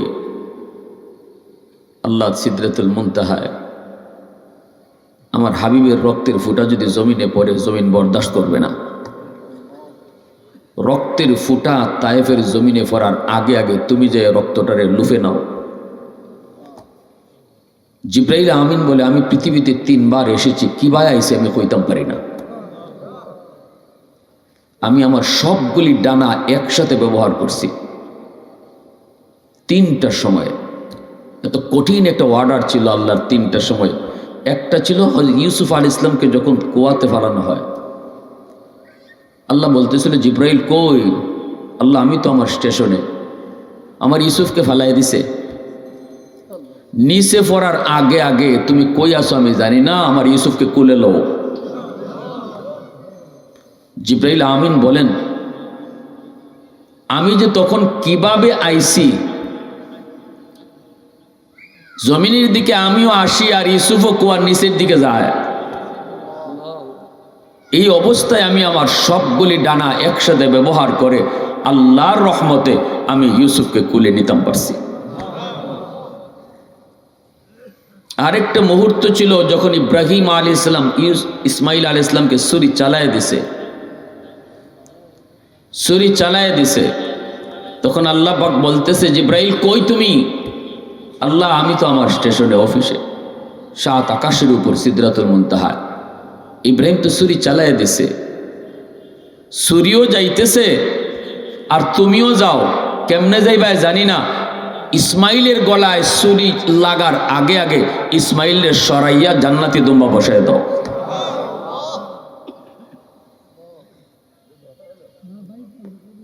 আরেকটা সেই মুহূর্ত ছিল আমার নবী দুজাহানের বাদশাহ রাহমাতুল্লিল আলামিনকে তায়েফের মাটিতে যখন উশৃঙ্খল যুবকগুলি মারে আর রসুলের রক্তের ফুটাটা মাটির দিকে পড়তেছে, আর আল্লাহ কয়, এটা মাটির পড়ার আগে আগে রক্ত লুফে নাও। ওই সময় যে আমি কিভাবে আইছি আমি জানি না, যেরকম সুবহানাল্লাহ। আমার ভাইরা, বন্ধুরা, যুবক, দ্বীনের নবী, মায়ার নবী যখন তিনি ক্লান্ত পরিশ্রান্ত, আল্লাহ পাক রব্বুল আলামিন তখন বলে, বন্ধু, 1 বছর চাচা মারা গেল, অর্ধাঙ্গিনীও চলে গেল, তাইফে গিয়েছ, সেখানেও তুমি আশা অনুযায়ী কিছু পাও নাই, বরং কষ্ট পেয়েছ। বন্ধু, তুমি কষ্ট পেও না, আসো, আমি আল্লাহ তোমাকে দাওয়াত করি, আসো আমার কাছে, আসো। এমন এক ঐতিহাসিক দাওয়াত, এমন এক ঐতিহাসিক ভ্রমণ, কোন নবীকে আল্লাহ পাক এমন সফর আল্লাহ করায় নাই রে যুবক। তোমার আমার নবীকে আল্লাহ পাক যেই সফর করালেন, যে দাওয়াত করলেন, হাতমে কাবায় নবীজি ঘুমাইছেন। এই অবস্থায় আল্লাহ পাক রব্বুল আলামিন উম্মে হানির ঘরে যখন রসুল ঘুমন্ত, জিব্রাইলকে বলেন, জিব্রাইল যাও আমার বন্ধুকে যে নিয়ে আসো। আজকে রাত, এই যে শবে মেরাত, রজব মাসের 26 তারিখ দিবাগত রাত, আল্লাহ পাক রব্বুল আলামিন পবিত্র কোরআনুল কারীমে নিজে বলেছেন, সুবহানাল্লাযী আসরা বিআবদিহি লাইলান মিনাল মাসজিদিল হারাম ইলাল মাসজিদিল আকসা। আল্লাহ পাক রব্বুল আলামিন কয়, জিব্রাইল বন্ধুকে তুমি মসজিদে আকসায় নিয়ে আসো। সকল নবী লক্ষ পয়গম্বরকে আমি মসজিদে আকসায় জমা করেছি। আদম নবী থেকে নিয়ে ঈসা নবী পর্যন্ত সকল নবীকে আল্লাহ পাক মসজিদে আকসায় জমা করে রসুলকে দাওয়াত করলেন। জিব্রাইল আমিন তিনি রসুলকে নিয়ে রওনা করলেন। কোথায়? মসজিদে আকসায় যাবেন। বোরাকের পিঠে সওয়ার হয়ে রসুল যখন রওনা শুরু করে দিলেন, লম্বা ঘটনা, লম্বা ইতিহাস, এদিকে আমি যাব না। আমি মূল কথাগুলো আপনাদেরকে বলতেছি, একটু মন দিয়ে শোনেন। রসুলকে নিয়ে চলে গেলেন মসজিদে আকসার কাছে। আল্লাহর নবীকে নিয়ে তিনি বোরাকের পিঠ থেকে রসুলকে নামাইলেন। আদম নবী থেকে নিয়ে নূহ নবী, ইব্রাহিম নবী, জলিলুল কদর পয়গম্বরগণ রসুলকে তারা সুস্বাগতম জানালেন। পরিচয় পর্ব শেষ হলো। এরপরে জিব্রাইলকে আল্লাহ ডাক দিয়া কয়, জিব্রাইল আজান দাও। বোরাকটারে তুমি একটা পাথরের মধ্যে রশি দিয়া বাঁধো, আজান দাও। আজান। জিব্রাইল আজান দেওয়া শুরু করলেন। আল্লাহু আকবার, আল্লাহু আকবার, আশহাদু আল্লা ইলাহা ইল্লাল্লাহ, আশহাদু আন্না বলি জিব্রাইল থেমে গেলেন। আল্লাহ পাক রব্বুল আলামিন কয়, জিব্রাইল থামছো কেন? জিব্রাইল কয়, মালিক কোন নবীর নাম নেব? সব নবী তো এই জায়গায় হাজির, আজানের মধ্যে আমি কোন নবীর নাম নেব? আল্লাহ পাক রব্বুল আলামিন তখন বলে, জিব্রাইল কেমন প্রশ্ন করেছ? আমি আল্লাহ বুঝি নেই। এই সব নবীর জমা করেছি আমার বন্ধুর পিছনে নামাজ পড়ানোর জন্য, আর তুমি কিনা আজানের মধ্যে কোন নবীর নাম নিবা? এই প্রশ্ন আমারে করছো। দেরি করবা না, আমার বন্ধু মুহাম্মাদুর রাসূলুল্লাহর নাম তুমি আজানে বলে দাও। আল্লাহু আকবার, জোরে কও। আশহাদু আন্না মুহাম্মাদুর রাসূলুল্লাহ। আজানের পূর্ব শেষ হয়ে গেল। এইবার আল্লাহ পাক বলে, জিব্রাইল সবাইকে বলো মসজিদে যে কাতার বন্দী হওয়ার জন্য। সামনের কাতারে জলিলুল কদর পয়গম্বর, দামি দামি বড় বড় পয়গম্বর সামনের কাতারে। রসুল বলেন আমিও সামনের কাতারে, জিব্রাইলও সামনের কাতারে, আদম নবীও সামনের কাতারে, ইব্রাহিম নবীও সামনের কাতারে, নূহ নবীও সামনের কাতারে। হঠাৎ করে জিব্রাইল একামত শুরু করে দিলেন, অথচ ইমাম কে হবে কেউ জানে না। ইমামের জায়গা এখনো খালি। জিব্রাইল একামত দেওয়া শুরু করে দিলেন। রসুল বলেন আমি মনে মনে ভাবতেছিলাম, মনে হয় এত বড় জামাতের ইমামতিও জিব্রাইলই করব। একামত শেষ হওয়ার পর রসুল বলেন, ভাই জিব্রাইল একামত তো তুমি শেষ করে দিয়েছ, কিন্তু ইমাম সাহেব কই? ইমাম সাহেব কোথায়? ইমাম সাহেবের জায়গা তো এখনো খালি। জিব্রাইল আমিন রসুলের হাত ধইরা মুস্কি হাসি দিয়া বলতেছেন, নবী গো, এত বড় জামাতের ইমামতি শুধু আল্লাহ আপনাকেই দান করেছে। নবী গো, এত বড় জামাতের ইমামতি আল্লাহ আপনাকেই করতে বলেছে। জানেননি গো নবী, আপনার পিছনে আজকে কারা কারা নামাজ আদায় করব? আদম নবী থেকে নিয়ে শুধু শেষ ঈসা নবী পর্যন্ত নবীরা না, আকাশের সম্মানিত ফেরেশতারাও এই জামাতে শরীক। সুবহানাল্লাহ আওয়াজ দিয়া কও, আরেকটু জোরে কও না সুবহানাল্লাহ, আরো জোরে কও না সুবহানাল্লাহ। মে তেরি ওয়াইসি নে দন্দান কো তোরা, বু বকর উমর নকশ কদম তেরা ন চোরা। উলফত মে তেরি ওয়াইসি নে দন্দান কো তোরা, बू बकर उमर नक्श कदम तेरा न छोड़ा। अयुशाक नबी वाके असरार मदीना, सुल्तान का सुल्तान है सुल्तान मदीना। सरकार का सरकार है सरकार मदीना, गुलजार का गुलजार है गुलजार मदीना।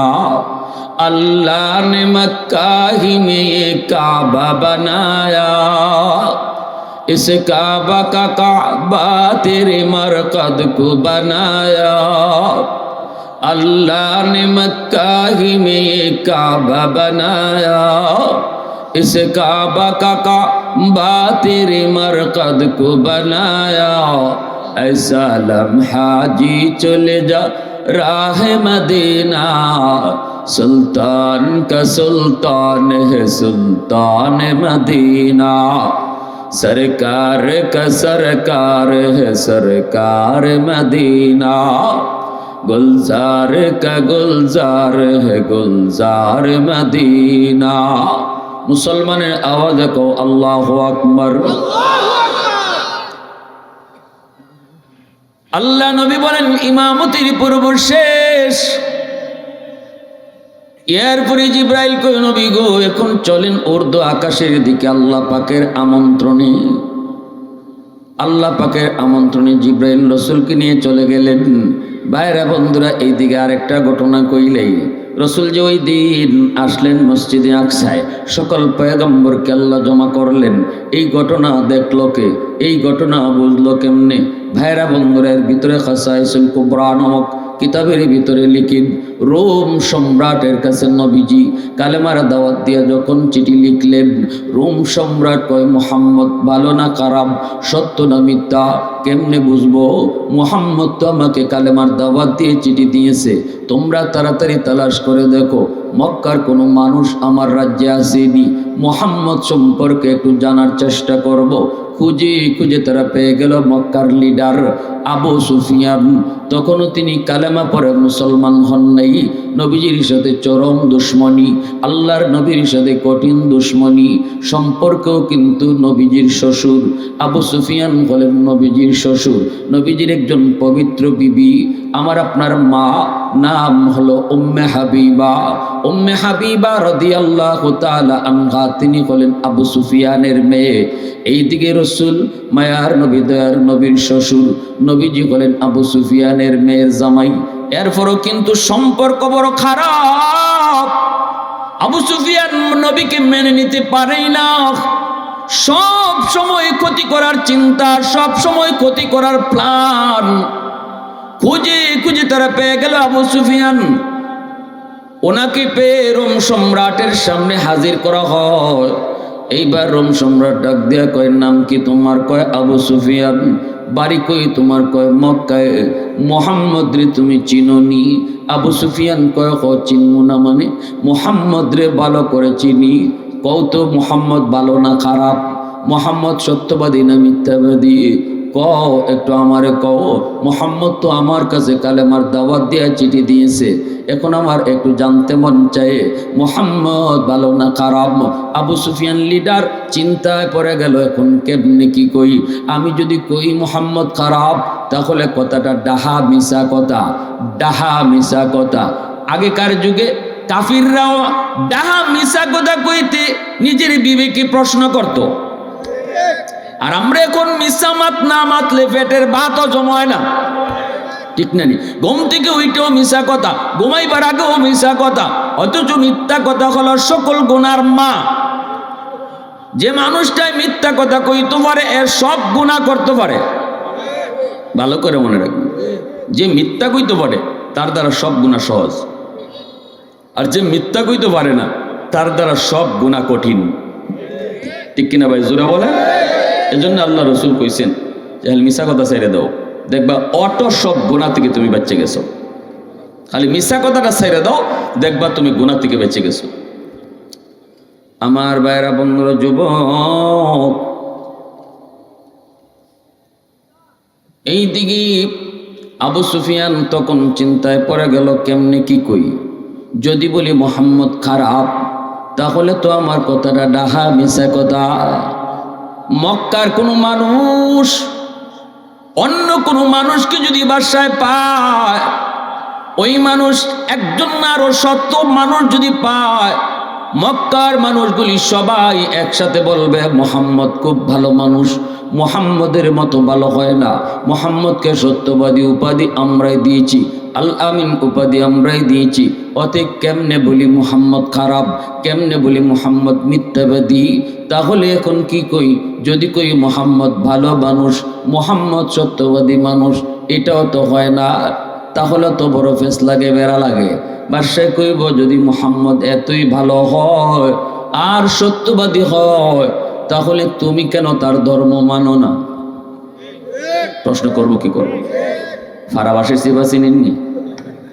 ফারাবাস ভালো কইব না খারাপ কইব চিন্তায় পড়ে গেল আবু সুফিয়ান। এইবার চিন্তা করে বের করলো ফাঁকে দিয়ে একটা জবাব দেলাই, ভালো কইব না খারাপও কইব না। আবু সুফিয়ান লিডার, তো লিডারের মাথায় তো লিডারই বুদ্ধি থাকে, ঠিক না?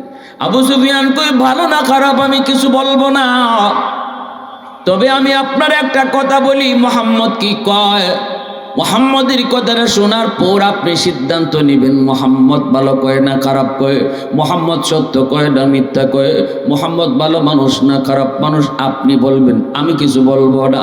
কয় কোন কথা? কয় মোহাম্মদ কয় কোনো এক রাতের অল্প সময়ের ভিতরে সে মক্কা থেকে মসজিদে আকসায় সফর করেছে, এখানে নাকি ১৬ লক্ষ পয়গম্বর জমা ছিল, নবীদের ইমামতিও তিনি করছেন, এরপরে ৭০ আকাশ পাড়ি দিয়ে আল্লাহ পাকের সাথেও তার কথা হয়েছে, সেখান থেকে নামাজ লইয়া তিনি আবার দুনিয়াতেও ফিরত আইছে। এত লম্বা সফর, অথচ সময় ব্যয় হয়েছে মাত্র অল্প সময়। যেই বিছানা থেকে উঠে গেছেন সেই বিছানার গরম এখনো রয়ে গেছে, অজুর পানি গড়ে গড়ে তার জাগাতে যায় নাই। আল্লাহু আকবার। এতটুকু অল্প সময়ের ভিতরে এত লম্বা সফর, এটা কেমন করে সম্ভব? কেমন করে সম্ভব? এমন কথা যেই মানুষে কয় একটু আপনি কোন, সে হাসা কয় না মিশা কয়, সে ভালো না খারাপ, এখন আপনি কোন আমি কিছু কই না। কত বড় চালাক দেখছেন? হ্যাঁ, অল্প সময়ের ভিতরে এত লম্বা সফর, মানুষের বিবেকে ধরবে না বিধায় আল্লাহ পাক ঘটনা শুরু করার আগেই সুবহানাল্লাহ কইছে। সুবহানাল্লাহ জোরে বলো। এত লম্বা সফর মানুষের যুক্তিতে ধরবে না, বুদ্ধিতে ধরবে না, মানুষের ব্যাপারে কোনো সিদ্ধান্তেই পৌঁছতে পারবে না। মানুষ তো তার যুক্তিতে চলে, মানুষ তো তার বুদ্ধিতে চলে, কিন্তু আল্লাহর হিকমত আর আল্লাহর কুদরত যেখানে শুরু হয় সেখানে মানুষের যুক্তি ফেল করে, মানুষের বুদ্ধি সেখানে ফেল করে, মানুষের বুদ্ধি যেখানে শেষ সেখানে আল্লাহ পাকের কুদরত শুরু। আওয়াজ দিয়া বলো ঠিক কি না? মানুষের শক্তি যেখানে শেষ সেখানে আল্লাহর শুরু, মানুষের চিন্তা যেখানে শেষ সেখানে আল্লাহর শুরু। অতএব আল্লাহ পাক রব্বুল আলামিন কয়, ও দুনিয়ার মানুষেরা শুনো, এই মুহূর্তে আমি আল্লাহ আমার বন্ধুর একটা ঐতিহাসিক সফর তোমাদেরকে শোনাবো, যেই সফরটা তোমাদের যুক্তিতে ধরবে না, যেই সফরের কাহিনীটা তোমাদের বুদ্ধিতে আসবে না। এজন্য তোমরা এই ঘটনা শুনবার আগে আমি আল্লাহর সাথে সুবহানাল্লাহ কও। সুবহানাল্লাযী আসরা, আসরা থেকে মূলত ঘটনা আল্লাহ শুরু করছে। আসরা বিআবদিহি লাইলাম মিনাল মসজিদিল হারাম, আল্লাহ তার এক গোলামকে মসজিদে হারাম থেকে মসজিদে আকসা পর্যন্ত সফর করাইছেন, এই হলো ঘটনা শুরু। কিন্তু শুরু করার আগে আল্লাহ নিজে কয় সুবহানাল্লাহ। কেন কয়? এটা প্রথমে ইঙ্গিত দিয়ে দিছে আল্লাহ, এখন এমন একটা ঘটনা তোমাদেরকে আমি শোনাইতেছি, এমন এক সফর কাহিনী যেটা তোমার যুক্তি ফেল করবে, তোমার বুদ্ধি হ্যাং মারবে। কিভাবে সম্ভব? ইম্পসিবল হয় কি করে? এটা কিভাবে পসিবল হয় যে এই অল্প সময়ের ভিতরে এখনো অজুর পানি জাগায় তার গড়ায় গড়ায় তার জাগাতে যায় নাই, এখনো তার বিছানা গরম, সামান্য সময়ের ভিতরে হাজার হাজার মাইল পাড়ি দিয়া মসজিদে আকসায় গেল, সেখানে নবীদের সাথে আবার নামাজও হলো, সেখান থেকে আবার উর্দু আকাশে পাড়ি দিয়া ৭ আসমান ভেদ করে আল্লাহর আরশের কাছে গিয়া আল্লাহর সাথে কথা হইলো, আবার চইলেও আসলো। এই কম সময়ে কেমনে সম্ভব? এটা তুমি মানুষের বিবেক হ্যাং মারবে। অতএব সম্ভব হয়েছে শুধুমাত্র আমি আল্লাহর কুদরতের কারণে। তাই তোমরা ঘটনা শুনবার আগে সুবহানাল্লাহ কও।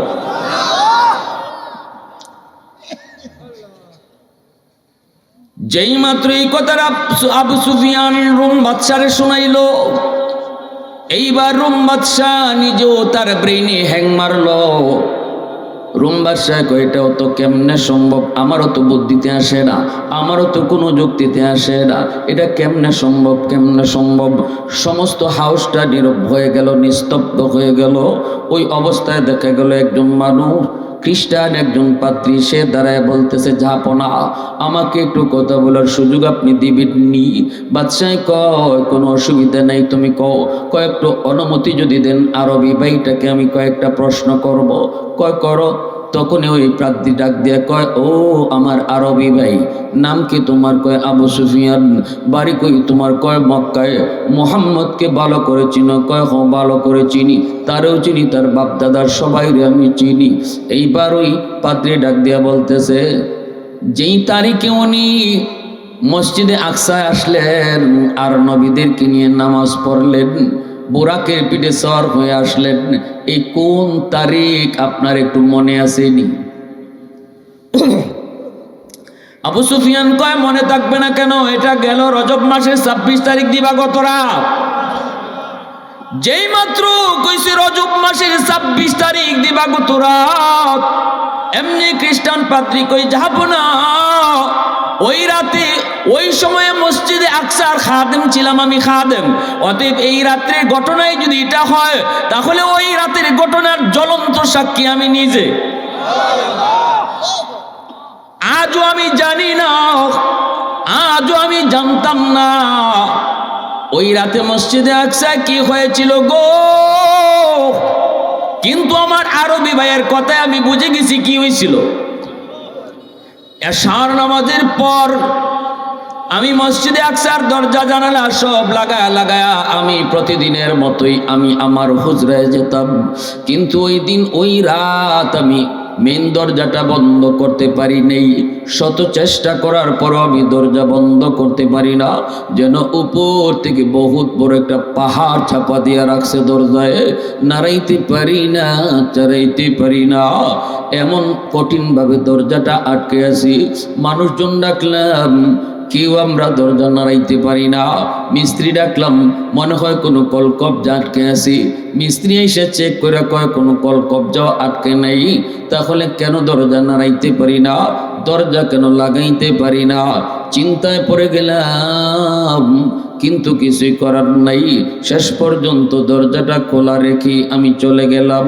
ফজরের সময় আমি দ্রুত আসলাম গো, যাই দেখি দরজাটা তো খোলা রেখেই তো চলে এসেছিলাম। যেই মাত্র ফজরের সময় আমি এসেছি, এসে দেখি মসজিদে আকসার সামনে বালু, আর এই বালুর উপরে হাজারো নয় লক্ষ মানুষের পায়ের দাগ। এতগুলি মানুষের পায়ের দাগ, এশার নামাজের পর্যায়ে পায়ের দাগ ছিল না।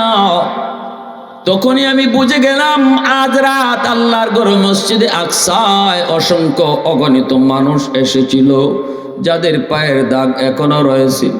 কিন্তু এই মানুষগুলি কারা আমি তা তো আজ পর্যন্ত এটা বুঝতে পারি নেই। মনের ভিতরে আমার এই প্রশ্ন জমা ছিল। এরপরে আমি দৌড় দিয়া গেলাম সেই দরজার পাশে, যেই দরজা আমি লাগাইতে পারি নেই। যেই মাত্র দরজাটা লাগানোর চেষ্টা করি, দেখি পানির মতো দরজা এখন লাগতেছে। এশার পর যেই দরজা শত চেষ্টা করার পরেও লাগাইতে পারি নেই, এই দরজা এখন ইজি লাগতেছে। তখনও আমি বুঝে গেছি মসজিদের ভিতরে আল্লাহর কোনো পেয়ারা বান্দারা নামাজ আদায় করব, এই কারণে আল্লাহর হুকুমেই দরজা লড়ে নাই। সুবহানাল্লাহ জোরে বলে। আজও পর্যন্ত আমি কি কাহিনী ঘটেছিল আমি জানি না, কিন্তু ওই রাতের কথা আমি মরণের আগ পর্যন্ত বলতে পারবো না। কিন্তু আজকে আমার ওই আরবি ভাইয়ের কথায় আমার মনের প্রশ্নের জবাব পেয়ে গেছি। ওই রাতে মুহাম্মদুর রাসূলুল্লাহ তিনি এসেছিলেন, আল্লাহ পাক সকল নবীকে জমা করেছিলেন। সকল নবীদের পায়ের দাগও আমি পেয়েছি, বোরাকের পায়ের দাগও পেয়েছি, রশিটা লাগানো রশিটাও আমি দেখেছি। মসজিদে আকসার দরজা বন্ধ করতে পারি নাই, কারণ আল্লাহ পাক তার হাবিবের পিছনে সবাইকে নামাজ পড়াবে, এজন্যই দরজা নাড়াইতে পারি নাই। অতএব আমার বুঝতে বাকি নাই, আমার আর বুঝতে দেরি নাই। এই মুহূর্তে আমি আপনার হাউজে বৈশা আমি আমার মুহাম্মদুর রাসূলুল্লাহর ধর্ম, ইসলাম ধর্ম আমি গ্রহণ করে নিলাম। ভাইয়েরা বন্ধুরা, জন্য বলতেছিলাম সকল নবীদের সরদার ইমামুল মুরসালিন আল্লাহ পাক রব্বুল আলামিন আমার আপনার নবীকে বানাইলেন। ওখান থেকে আল্লাহ পাকের কাছে সফর শুরু হলো, আল্লাহ পাকের সাথে সাক্ষাৎ হলো, আল্লাহর সাথে দেখা শুরু হলো, কথা শুরু হলো। রসুল ওখানে যাইও বলতেছেন, আল্লাহ আমি তো তোমার সাথে কথা বললাম, তোমার সাথে আমি কথা বললাম, মেরাজ হলো, কিন্তু আমার উম্মতের জন্য কেমনে মেরাজ হবে? রসুল সেই জায়গায় গেলেন, আশিক মাশুকের কথা চলছে, সেখানেও আমার আপনার কথা আমার নবী আপনার নবী ভুলে নাই। সুবহানাল্লাহ। আশিক মাশুকের কথা কওয়ার সময় রসুল আমার আপনার কথা বলেন নাই, উম্মতের কথা জানতে চেয়েছেন। মালিক আমি তো মেরাজ করেছি, কিন্তু আমার উম্মত কেমনে মেরাজ করব কও? আল্লাহ পাক কয়, ঠিক আছে বন্ধু, আমি জানি তুমি উম্মতের কথা এখানে এসে ভুলবে না, এজন্য তোমার উম্মতের জন্য আমি মেরাজের ব্যবস্থা করেছি। নেও 50 ওয়াক্ত নামাজ, দৈনিক 50 ওয়াক্ত নামাজ যদি সে আদায় করে, নামাজের ভিতরেই তোমার উম্মতের লগে আমার মেরাজ হবে। আসসালাতু মেরাজুল মুমিনিন। এজন্যই রাসূল বলেছেন নামাজ হলো মুমিনের জন্য মেরাজ। নামাজ মুমিনের জন্য। মুসা নবী তুর পাহাড়ে আল্লাহর সাথে কথা বলে, আল্লাহ আমি তো তোমার সাথে তুর পাহাড়ে কথা বলি, তুকাল্লিমু মাই হাল তুকাল্লিমু আহাদান গায়রি, আমি স্যার আর কারো লগে কি তুমি কথা বলবা? আমি স্যার আর কারোর সাথে কথা কইবা? আল্লাহ পাক তখন কয়, মুসা তুমি তো আমার সাথে কথা বলো, মাঝখানে পর্দা আছে, কিন্তু অদূর ভবিষ্যতে একদল উম্মত জমিনে আসবে যাদের সাথে আমি আল্লাহ কথা বলবো, মাঝখানে কোনো পর্দা থাকবে না। লাইসা বাইনি ওয়া বাইনাহুম হিজাব। মুসা নবী কয়, মালিক এরা কোন উম্মত? আল্লাহ বলে, এরা উম্মতে মুহাম্মদ, উম্মতে আহমদ, আমার বন্ধু মুহাম্মদুর রাসূলুল্লাহর উম্মত। মুসা নবী তখন জানতে চায়, মালিক আমি তো তোমার সাথে কথা বলতে চাইলি, তুর পাহাড়ে এসে কথা বলি, কিন্তু ওই উম্মত কোথায় গেলে তারা কথা বলবে? কোন পাহাড়ে যায় তারা কথা বলবে একটু কও না? কোন পর্বতে যায় তারা কথা কইব একটু কও? আল্লাহ পাক তখন কয়, মুসারি আমার বন্ধুর উম্মত কোনো পাহাড় পর্বতে আসা লাগবে না, যখনই ওরা আমার সাথে কথা বলতে চাইবি তখন নামাজে দাঁড়াইলেই কথা শুরু হয়ে যাবে। ঘরে নামাজে দাঁড়াবে, সেখান থেকে আমার সাথে কথা শুরু হবে। দোকানে নামাজে দাঁড়ালে দোকানেই আমার সাথে তার কথা শুরু হয়ে যাবে। হাওরে দাঁড়াইছে নামাজে আমার নবীর উম্মত, আমার বন্ধুর উম্মত হাওরে দাঁড়াইলে ওখানে আমার সাথে তার কথা শুরু হয়ে যাবে। ও মালিক তাহলে তুমি কেমনে কথা বলো একটু কও না? আল্লাহ পাক তখন কয়, মুসা শোনো, যখনই আমার বন্ধুর উম্মত কোরআন তেলাওয়াত করব তখন আমি তার সাথে কথা কই। নামাজি নামাজে দাঁড়ায় আল্লাহর সাথে কথা কয়, আর কোরআন তেলাওয়াতকারীর সাথে আল্লাহ নিজে কথা কয়। এজন্যই রাসূল বলেন, মুসাল্লি ইউনাজি রাব্বা, নামাজি নামাজে দাঁড়ায় আল্লাহর সাথে কথা কয়, আর কোরআন তেলাওয়াতকারীর সাথে আল্লাহ নিজে কথা কয়। তাহলে কোরআন তেলাওয়াতের দরকার আছে নি না নাই? কোরআন তেলাওয়াতের দরকার আছে নি না নাই? রমজান আসতেছে, তেলাওয়াত বেশি বেশি করে করব। রমজান আসতেছে, তেলাওয়াত বেশি বেশি করে করব। রমজান আসতেছে, খতমে তারাবি নিজেরাও পড়ব। কারণ হলো কোরআন তেলাওয়াত যে করে, যে শুনে, তার সাথে আল্লাহ কয় আমি নিজে কথা কই। সুবহানাল্লাহ, একটু আওয়াজ দিয়ে আরে একটু জোরে কও না সুবহানাল্লাহ। প্রশংসা করব কার? আরো জোরে কও না কার? वहदत की हिफाजत नहीं बेक़ुव्वत बाजू, वहदत की हिफाजत नहीं बेक़ुव्वत बाजू, आती नहीं कुछ काम अक़ल खुदा दाद, आती नहीं कुछ काम अक़ल खुदा दाद। ऐ मर्द खुदा तुझको क़ुव्वत नहीं हासिल, जा बैठ किसी गार में अल्लाह को कर याद, जा बैठ किसी गार में अल्लाह को कर याद। मुसलमाনের আওয়াজ এখন আল্লাহু আকবার। এইবার আল্লাহ কন্যা 50 ওয়াক্ত দিলাম, আমার আপনার নবী 50 ওয়াক্ত হয়ে বড় খুশি চলে আসতেছেন, কিন্তু আল্লাহ পাকের মন চায় না। আল্লাহ পাকের মঞ্চে দোস্তরে আরো কিছু দেখবো, আরো কিছু কথা কইব। দোস্ত তো জায়গা। এবার আল্লাহ মুসা নবীর অ্যাডভান্স মেসেজ, দেখো মুসা, আমার দোস্ত তোমার দ্বারে দিয়ে যাইব, তুমি দোস্তরে বুঝাই এসো নাই, আর একটু ফিরত ফাটাই দিও, আমি আর একটু দেখতাম, কথা কইতাম। সুবহানাল্লাহ, জোরে কও। সবাই আল্লাহর আশিক, আর আল্লাহ নিজে আমার আপনার নবীর আশিক। সুবহানাল্লাহ, জোরে কও। মুসা নবী কয়, নবী গো, ও নবী, আপনি এত খুশি হয়ে কই যান? আল্লাহর নবী কয়, মুসা, আমার উম্মতের জন্য আল্লাহ পাক মেরাজের ব্যবস্থা করেছি, এজন্য আমি বড় খুশি। কেমনে গো নবী? কয় 50 ওয়াক্ত নামাজ। মুসা নবী তো আল্লাহর পক্ষ থেকে মেসেজ পেয়েছেন।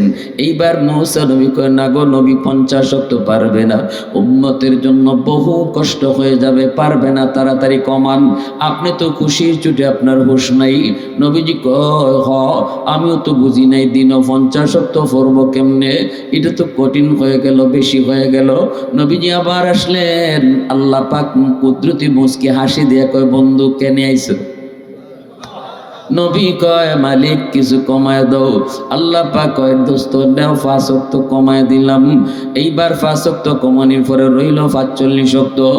এবার আল্লাহ পাক মুসা নবীরে ডাক দিয়ে কয়, মুসা বন্ধু, জায়গা তো আরেকবার বুঝায় শোনায় ফিরত পাঠাও।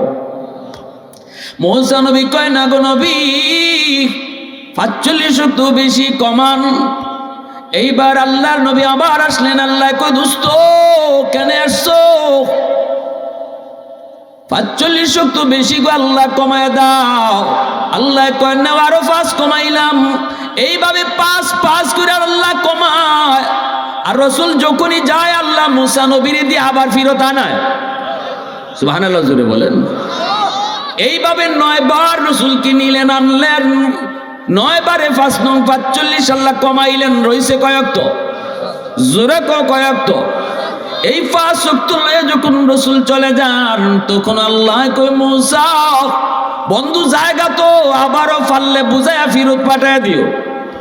মুসা নবী কই, নবী গো, 5 ওয়াক্ত বেশি, আর একটু কমায়া দেন, আমার উম্মত কিন্তু 2 ওয়াক্ত পারে নাই কোন নবী। এইবার রাসূল বলেন, ভাই মুসা, আমি আর যাইতাম না, আমার বড় শরম করে, বড় লজ্জা লাগে।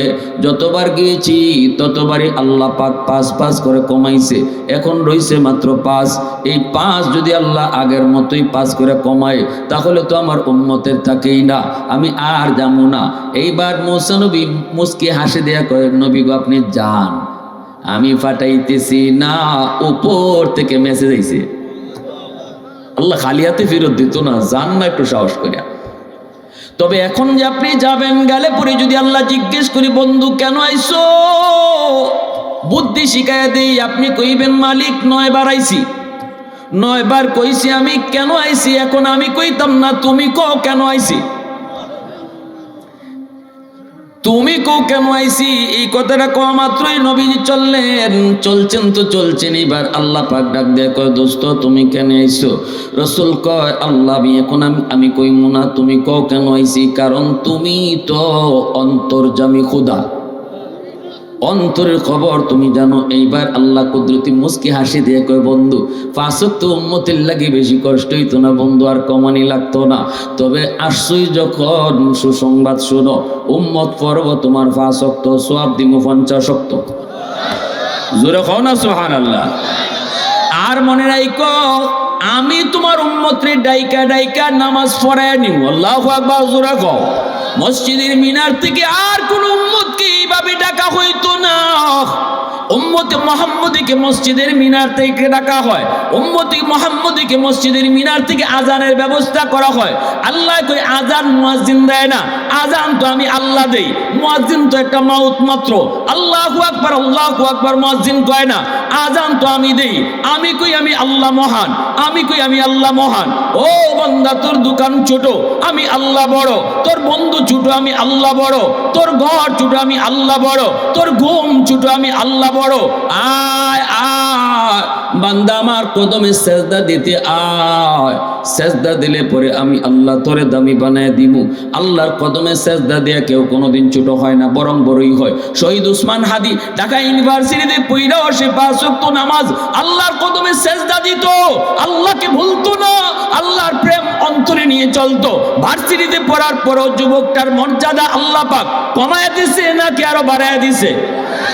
বাংলাদেশের মানুষের কলিজায় ঢুকায় দিছেন। যুবক, কলেজে পড়ো অসুবিধা নাই, ভার্সিটিতে পড়ো তুমি অসুবিধা নাই, ডাক্তার হও তুমি অসুবিধা নাই, পাইলট হও তুমি অসুবিধা নাই। আমাদের দেশের জন্য ডাক্তারও প্রয়োজন। সব যদি হাফিজ সাহেব হয়ে যায় ডাক্তার হবে কে? ভার্সিটিতে তুমি পড়ো, কলেজে পড়ো, তুমি পড়ো, যেখানে আসো সেখানেই থাকো। কিন্তু তোমার কাছে আমার একটাই আবদার, একটাই হলো তোমার কাছে আমার কথা, মূল পরিচয় তুমি ভুলে যেও না। ডাক্তার তোমার মূল পরিচয় নয়, কলেজে পড়াও তোমার মূল পরিচয় নয়। মূল পরিচয় হলো তুমি মুসলমানের সন্তান। অতএব যেখানে থাকো সেখানে তুমি তোমার মুসলমানি লইয়া থাকো। আজানের সময় নামাজ ভুইলো না, হালাল হারাম কখনো ভুলে যেও না। নেতার কাছে জান বিক্রি করে দিও না, নেতার কাছে জীবন বিক্রি করে দিও না। তোমার এই জান আর মাল আল্লাহ কিনে নিছে, যিনি মালিক তিনি যখন চায় তারে বুঝাইয়া দাও। উসমান হাদি আল্লাহরে বুঝাইয়া তার জিনিস দিয়া দিছে।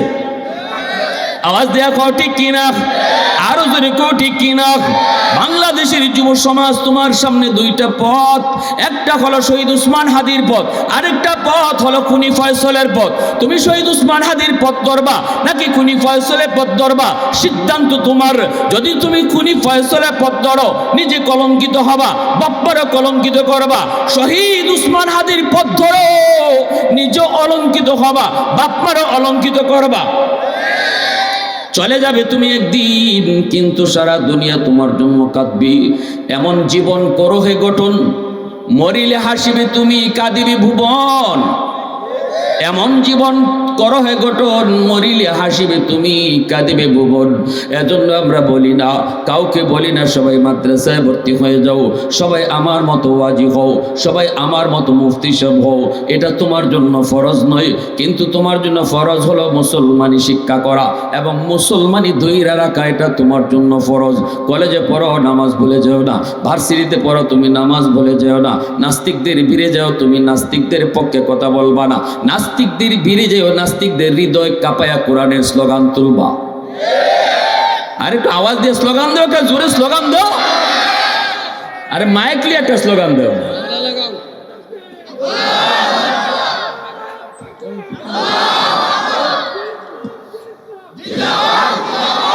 নারে তাকবীর, নারে তাকবীর, আল্লাহু আকবার। দিন ইসলাম, দিন ইসলাম, জিন্দাবাদ, জিন্দাবাদ, নারে তাকবীর। এই বাংলাদেশে এখন আলহামদুলিল্লাহ কোরআনের হাওয়া বইতেছে, ঠিক কিনা জোরে বলো? সারা দেশের মানুষ, প্রতিটা মানুষের অন্তরে চাহিদা। এক শহীদ উসমান হাদি দেশ ঘুরাই দিয়ে গেছে, যুবকদের দ্বারা দেশের বিপ্লব হয়েছে। তারপরে এক শহীদ উসমান হাদির দ্বারা যুবকরা তাদের এই বিপ্লবের উপরে আরো মজবুত হয়েছে। একটা জিনিস মনে রাখবা, দিলের ভিতরে আল্লাহর প্রেম রাখো আর খাঁটি দেশ প্রেম রাখো, আল্লাহ তোমার শহীদ উসমান হাদি বানায় দিবে। দিলের ভিতরে আল্লাহর প্রেম রাখো, দিলের ভিতরে আল্লাহর প্রেম রাখো, দিলের ভিতরে কোরআনের প্রেম রাখো, দিলের ভিতরে রসুলের প্রেম রাখো, দিলের ভিতরে তুমি ইসলামকে লালন করো, যেখানে থাকো সেখানে ইসলামের লালন তুমি দিলের ভিতরে করো। আর দেশের প্রেম ভেজাল্লা প্রেম না, দেশের খাঁটি প্রেম অন্তরে রাখো, আল্লাহ তোমার হাদি বানায় দিবে। ঠিক কিনা যুবক জোরে বলো? এজন্য আমরা বলি কলেজে পড়ো আর ভার্সিটিতে পড়ো, এটা দোষ নয়, এটা দরকার, অবশ্যই দরকার। দুটো শিক্ষারই প্রয়োজন। সন্তান মাদ্রাসায় পড়ান, স্কুলে পড়ান, এই ব্যবস্থা বাপ মাকে করতে হবে। এজন্য শহীদ উসমান হাদির লেখাপড়া শুরু হয়েছিল মাদ্রাসা দিয়া, তার লেখাপড়া শুরু হয়েছিল কোরআনের শিক্ষা দিয়া, তার লেখাপড়া শুরু হয়েছিল আল্লাহর পরিচিতি দিয়া, যার কারণে সে কলেজে গিয়ে আল্লাহকে ভুলে নেই, ভার্সিটিতে গিয়ে আল্লাহকে ভুলে নেই। আমিও আপনার সন্তান, আমরাও আমাদের সন্তানের জীবনে লেখাপড়া শুরু করাবো আল্লাহর পরিচয় দিয়া, লেখাপড়া শুরু করাবো মাদ্রাসা দিয়া, লেখাপড়া শুরু করাবো কোরআনের শিক্ষা দিয়া। 5 বছর মাদ্রাসায় পড়ার পরে এরপরে তার হাই স্কুলে দেন, এরপরে তার কলেজে দেন, দেখবেন বাঘের বাচ্চা হবে, কোরআনের সৈনিক হবে, খাঁটি মুসলমানের বাচ্চা হবে।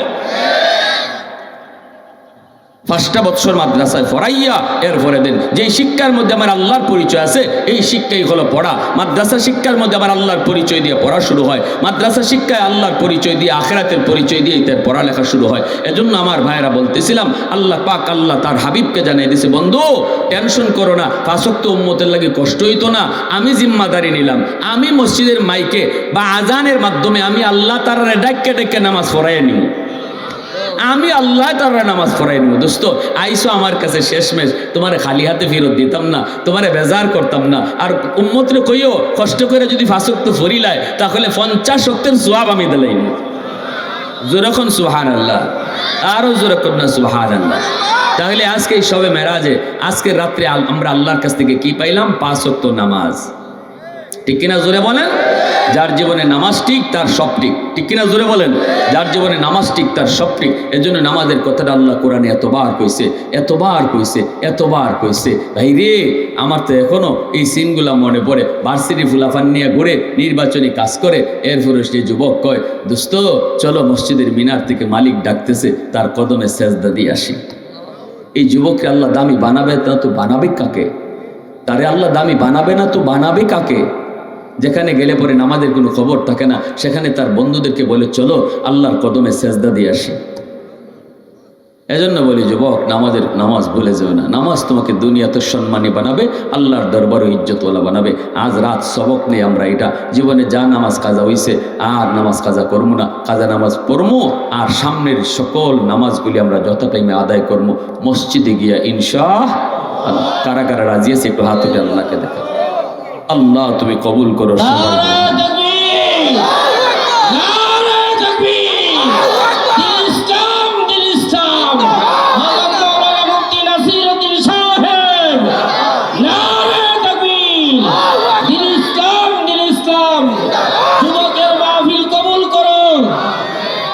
আলহামদুলিল্লাহ, আলহামদুলিল্লাহিল্লাযী হাদানা লিহাযা ওয়া মা কুন্না লিনাহতাদিয়া লাউলা আন হাদানাল্লাহ।